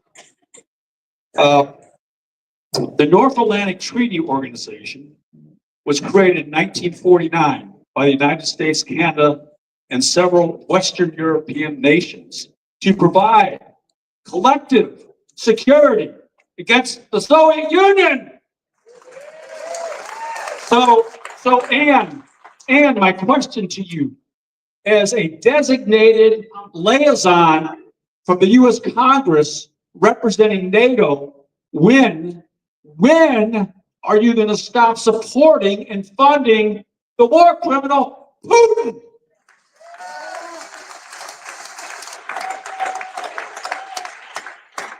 You need to support the constituents and the citizens of the United States, not the war criminal Putin. Thank you.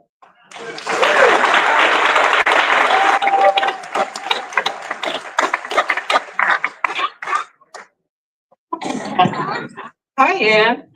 I wore this costume just for you. I will be wearing it every Sunday from 1 to 3 right outside of your office on the corner of Weedman and Manchester. That's where we've been getting a little protest together in case anyone wants to join us. I'm going to go ahead and give this to you because it really does belong to you. Hi.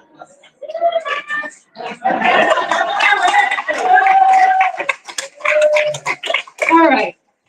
So I just want to, I wanted to kind of dress as a check-in for you because I have called your office many, many, many times. And one of the gals that spoke earlier, I think mentioned his name was John. So let me take this opportunity to say, I'm sorry, John. Not only for you having to work for Ann, but also because I'm always so angry whenever I call. And I, unfortunately, used some foul language with John the last time I called because I can never speak with her. So let me just tell you directly, you are a giant chicken shit. A little intro about me. My name is Amy Minton. I'm the single mother of 2 children, one of which is an adult, and one, I have an 11-year-old daughter. I live in Sunset Hills. My background, my career is in finance and real estate, but my degree is in political science. So it's kind of my, my second love besides my family. So I have some things to say about values today, Ann. I also just want to mention really quick, I know he's not here tonight, but I have a friend, Steve, who's been joining us out at the protest to protest Ann every Sunday. And Steve is on Social Security. And so is his wife, who has dementia. And he is terrified. And I think that that's pretty unacceptable, Anne. He should not, after working his whole life and taking care of his wife, have to worry that they're not going to be able to survive. What are you doing for Steve?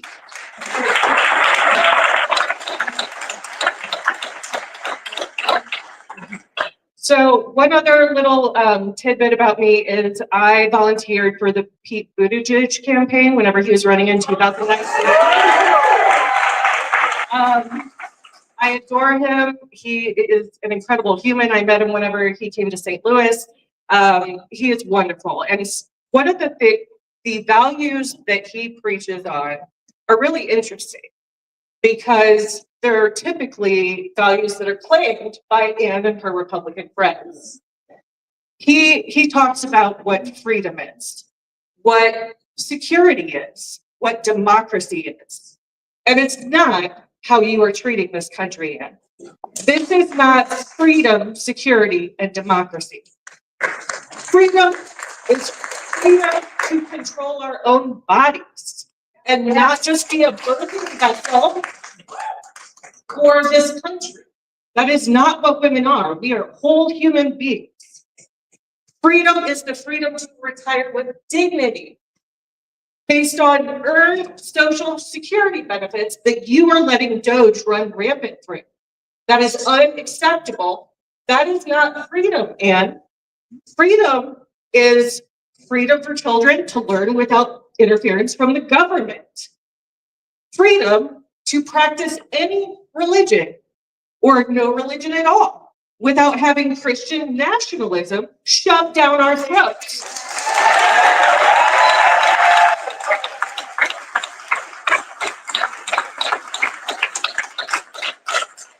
Freedom to live a good life without letting corporations poison us from lack of regulations.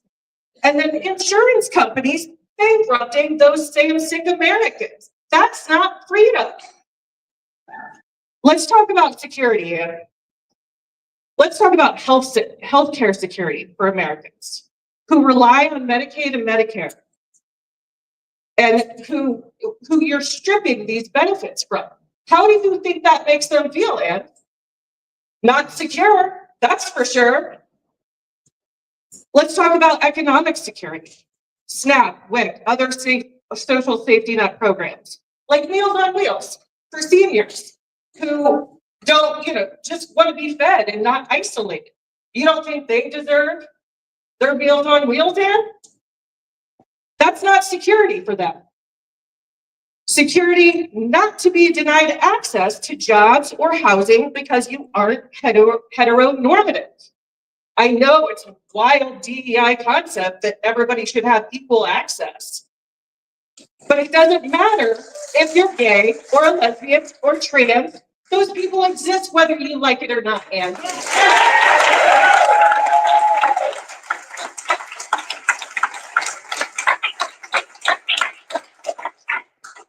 One more point on security. Let's talk about veterans. And I meant to mention this at the top. My parents were both in the Marines. I know Pete Hegseth says that women shouldn't be in combat, but my mom back in the 80s didn't agree.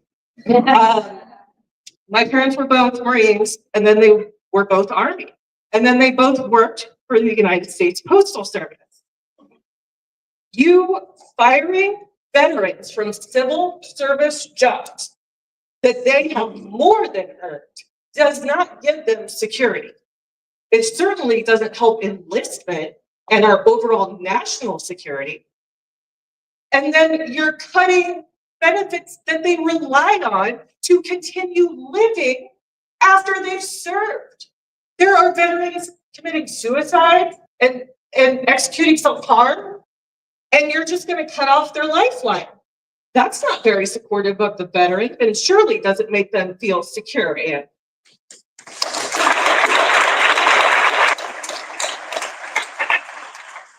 The last one I'm going to talk about is democracy and patriotism. Very typically a Republican talking point, right?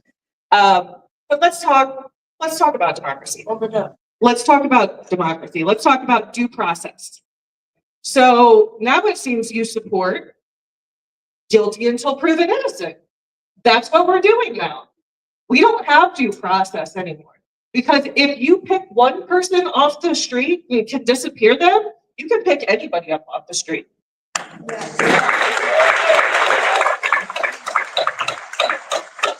In fact, there was a US citizen, and I'm sure you know, which is why you're not here, you don't want to answer any of these hard questions. There was a US citizen picked up and sent to that El Salvadorian prison, who was a dad, I think a single dad, but a dad with children. And you know what his offense was? Did anybody hear JD Vance talk about parking tickets? Yeah, what a bad dude, right? That is not democracy, and Now they say they can't get them out. yeah, and now they're stuck there. Sure, Ann, sure. You put them there, it's your responsibility to get them back.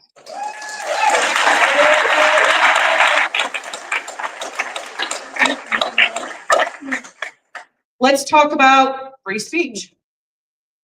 How do you feel about Trump and his oligarchs strong-arming dissent in this country?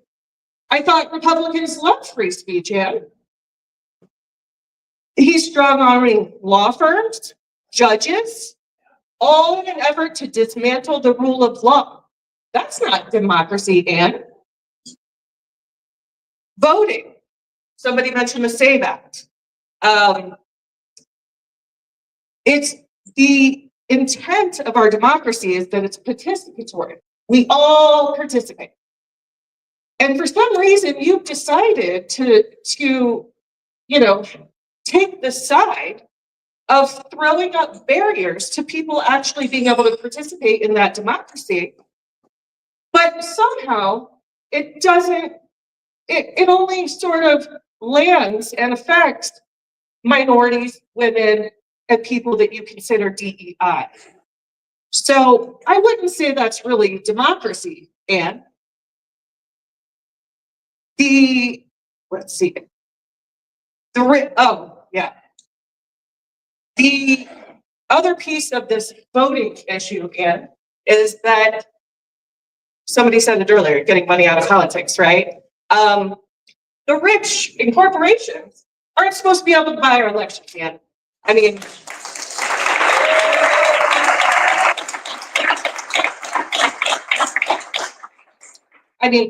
I know that would really hurt your feelings if you couldn't take money from the rich in corporations, but I mean, in a democracy, that's how it's supposed to work, is that the rich in corporations should not be able to buy our elections.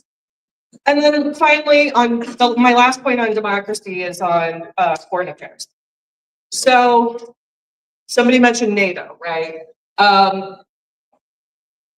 Ukraine is our ally, and Ukraine has been bravely fighting that war against Putin for years.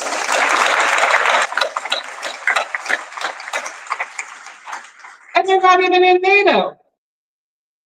And yet they are single-handedly they have support, but it's mostly their men on the front line that are being impacted. They are single-handedly taking on Putin so that our country doesn't have to, and that is protecting our democracy, and you are undermining it every day.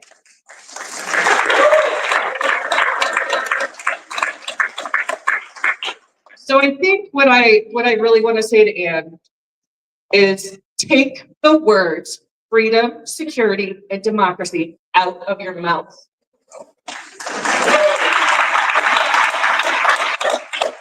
And to everybody that's here, I just want to say that I know there's a lot of topics that we're talking about today, but the point of flooding the zone is to overwhelm you. So just know that resistance is taking care of yourself and then getting back in the fight, okay? Get out there and make some noise. Thanks.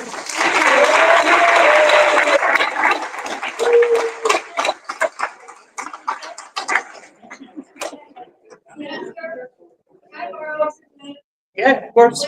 Yes, please. I spoke earlier about moral injury, and I named it specifically for veterans. But I would like each and every one of you to take that term out into the streets. I want you to hear it, I want you to understand it, I want you to embody the concept. Because absolutely everyone who's in this resistance is suffering from it. This is not the United States of America that we were grown up in, that we were taught to appreciate, love, defend, and stand for.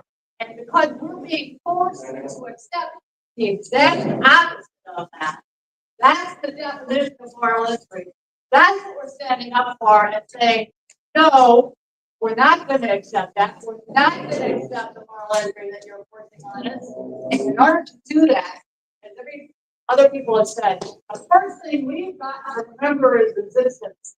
It's the principle that every single board certified chaplain on our first day of training learned. Self-care. You cannot do this 24/7, 365. Anybody who's ever been a caregiver knows that, gets it, understands. You will relax. We need you. We need all of you. We need all of us. We are the people, but it starts right here. If you don't take care of yourself, you can't exist. You're a vet. Take care of anybody else. So do not forget yourself. It starts right here.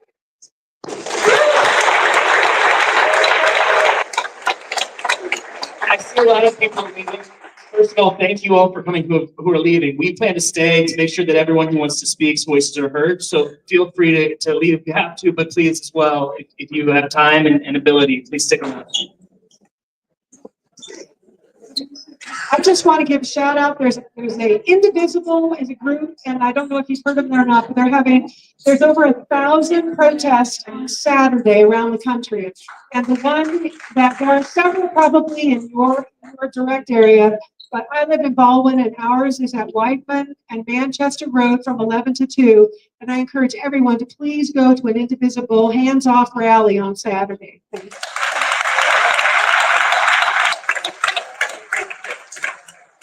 We're on 38, 31, 8, and then 27, and then 20. And if anyone else who would like to speak wants to come up, you're more than welcome to as well. All right, we got someone. Hold on. All right, come on up, please. Line on up.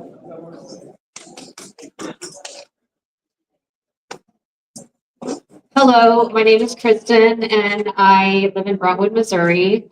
Like some people have already said, what really is concerning me, Anne, is that people, I work at a major university here in St. Louis, and a college student, I think more than one, has been whisked off the street with no explanation other than being from a foreign country somewhere else on a legal visa.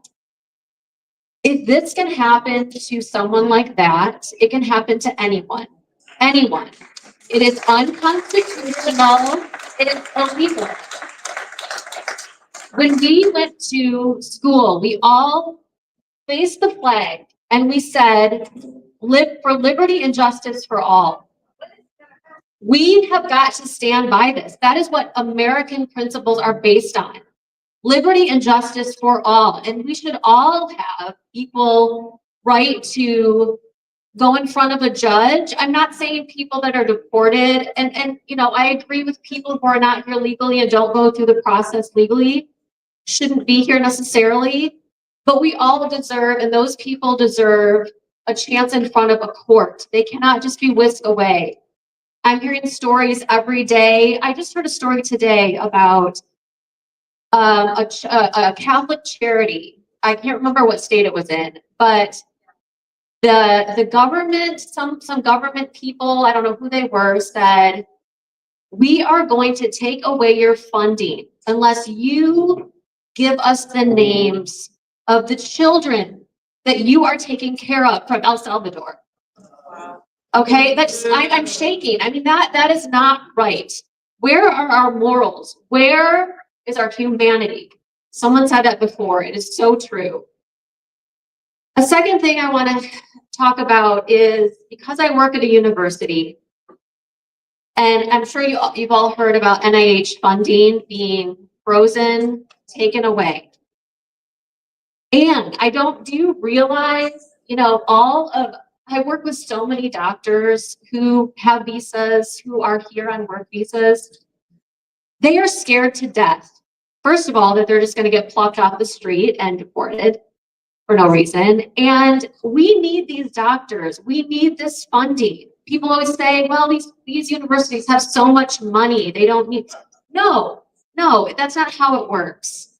We are losing doctors, one, because they're afraid. They're going to go somewhere else and work because they're being bullied. They're scared. They're scared. We're going to lose really, really good doctors. And they're actually, now just recently, they're putting hiring freezes on jobs at universities. They're telling people who thought that they had, positions, fellows, residents, or researchers, now graduate students, sorry, but we can't accept you now because, of all the things that are going on, the decrease in funding. So we need to, and, I haven't heard you say a word about how funding, about anything, exactly. How, yeah, and I have lived in St. Louis. I'm not from here, but I've lived here for 22 years, the 12 years or however she's been in office. I have not heard one word from Ann Wagner, not one. But how you need to tell us how it's going to affect St. Louis and Missouri, how it's going to affect the doctors here, the healthcare here. People are going to suffer. People are going to hurt. I work in research, the clinical trials that are now being just thrown out the window. There's so many grants right now. I work with students who have written unbelievable grants to solve medical problems. What are we going to do when we're not doing the research to solve problems, to help, with cancer, with kids who have terrible diseases that we don't know how to treat? What are we going to do without that, Anne? So, thank you.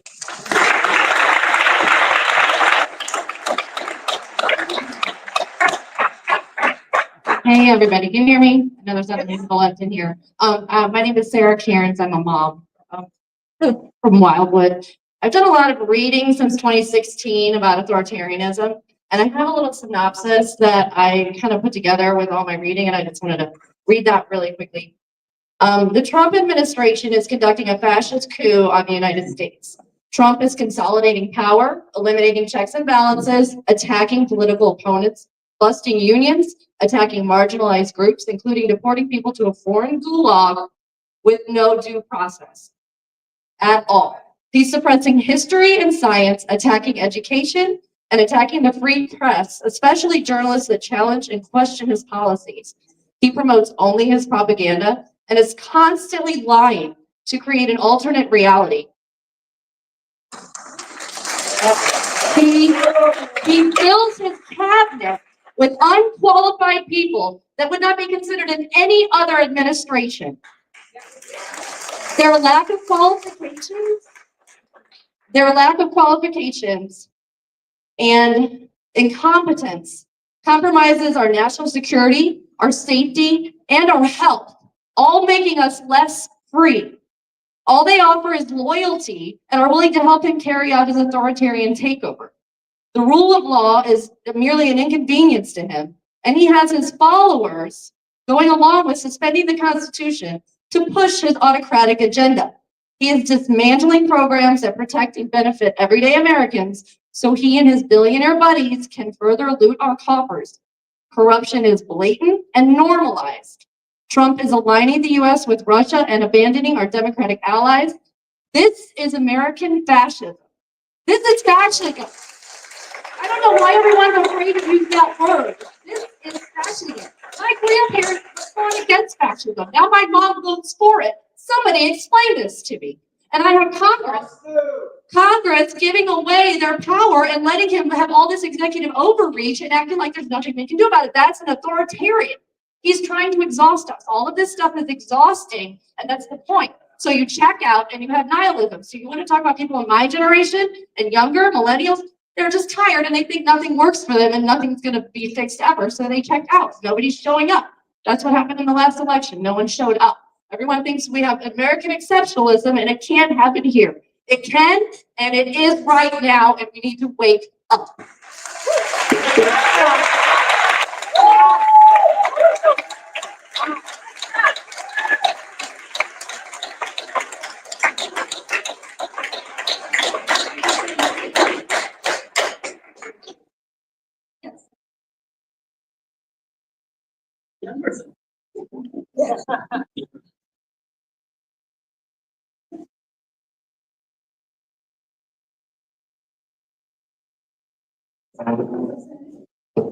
I would ask her to hold my cane, but I haven't seen her extend any hand tonight. Dear Mrs. Wagner, I'm appealing to you as a mother, grandmother, and a concerned citizen.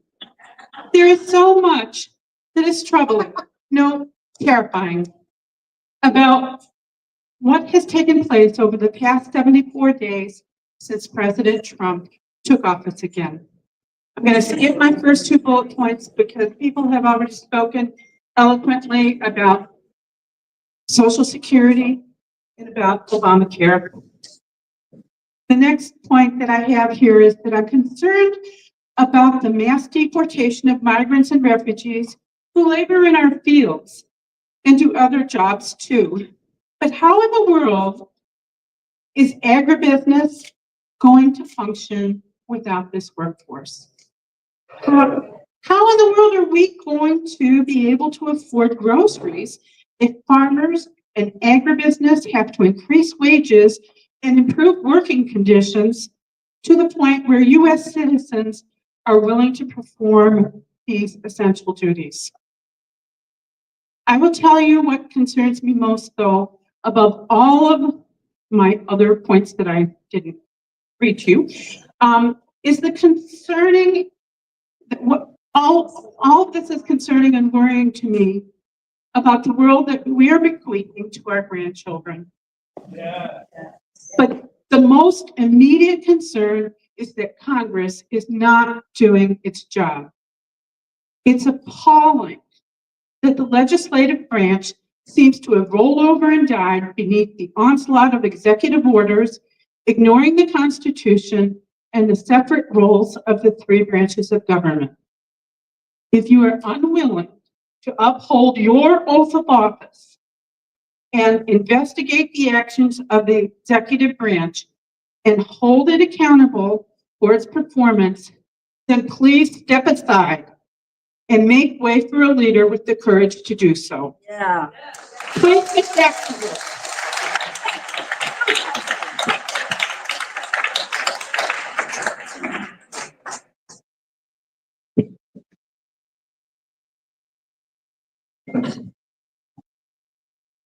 All right, is there anyone else who'd like to speak?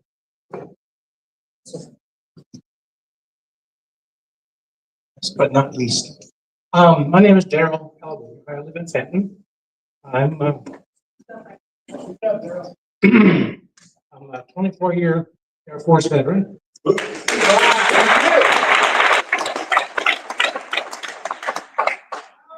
I'm also an RN.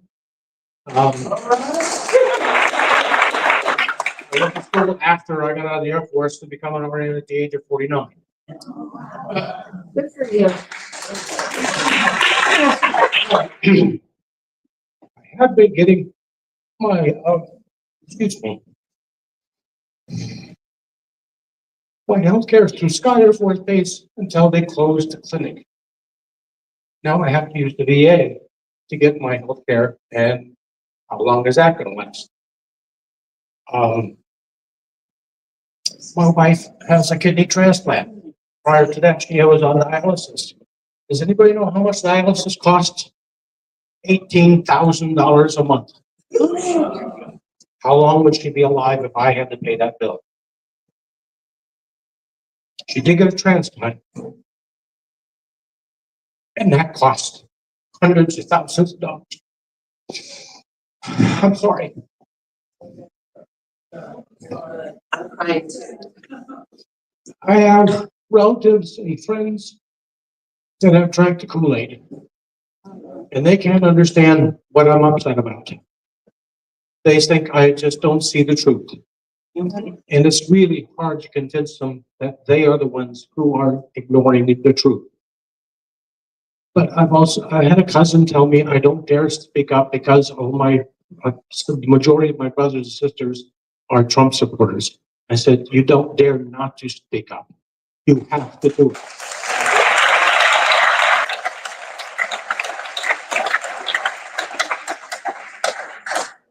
I happened to go by the Tesla dealership on Lindbergh the other day, and I saw a gentleman out there by himself carrying a sign. So I pulled into the Tesla dealership, parked in the parking lot, and walked over to him. And as I got closer to him, I could see his expression, like he thought I was going to attack him. And I came over and I said, I want to shake your hand. He said he had a Tesla driver during the week bring a vehicle in to get fixed. And he stood out in the parking lot for a while and looked at him and tried to read his sign from a distance, and finally came over and he shook his hand too. He said, I bought this Tesla a couple of years ago. Had I known, I wouldn't have done it.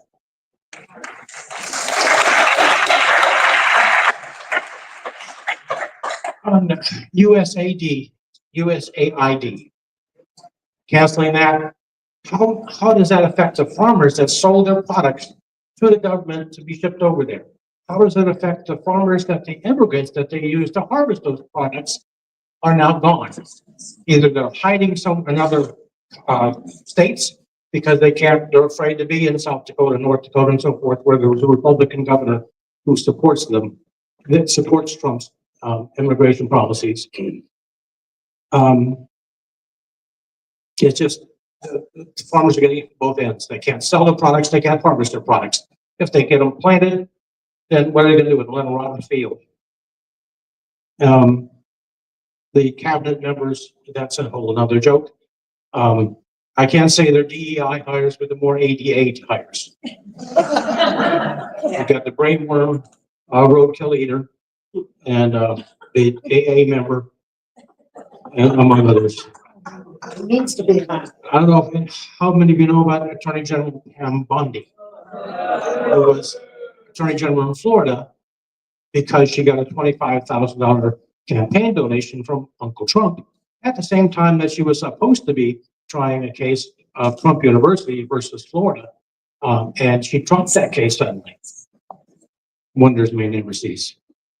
Somebody mentioned the change of married women couldn't vote after they changed their last name to their husband's name. My mother's middle name, her name was Elizabeth Elsie. She didn't like Elizabeth, so she changed her name in school to Elsie Elizabeth. So on her birth certificate, it's Elizabeth Elsie. She wouldn't even have had to got married and she couldn't vote. I went to Jones, the fabric shop, and I bought the last sections of blue and yellow waterproof material. And I have 2 pillars that hold up my roof in the front of my house, and those are covered in blue and yellow right now.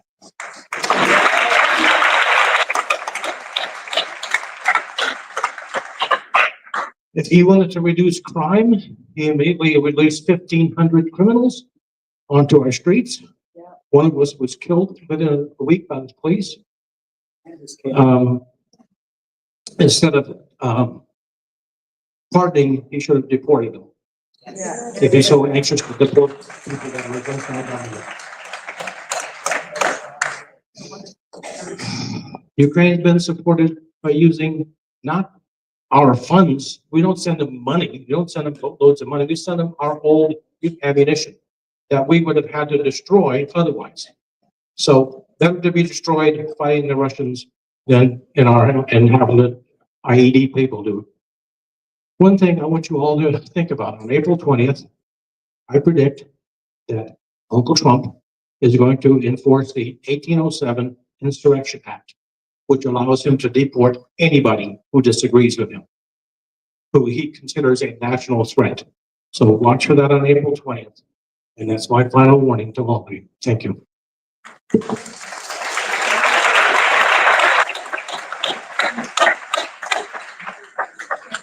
Thank you to everyone for coming tonight. I think one last thing that I'd like to say is that all of the costs added up of all of the things that we discussed being cut today don't pale in they pale in comparison to the amount that Elon Musk has lost because of the stock market drop. We could avoid all of this if they would agree to tax the rich, and they would agree that we don't need to sit here and destroy our country for the sake of a few billionaires and for the sake of Russia. We all know what's going on. Fascism was brought up earlier. It's very, very clear that none of this is in anyone's best interest except for Putin's. So as you think about what you're doing for the next month, 6 months, year, 2 years, whatever it might be, everyone in this room, everyone you know has some skill set. Maybe you can type. That's a great skill set. We could use people who write. Maybe you're a good speaker. There are amazing speakers here today. Great. Let's get you on TV. Let's get you on the radio. We will help facilitate that. Our goal is to help make people's voices be heard. If you want to run for office, let us know. We will help you run for office. Whatever it is, let us know, because there's no time left for us to be sitting around. This was about bringing us together so that we can do the next thing. And the next thing has to be more action. We have to take future steps because our children deserve it. Our grandchildren deserve it. Our country deserves it, and we deserve it. So thank you all for coming tonight.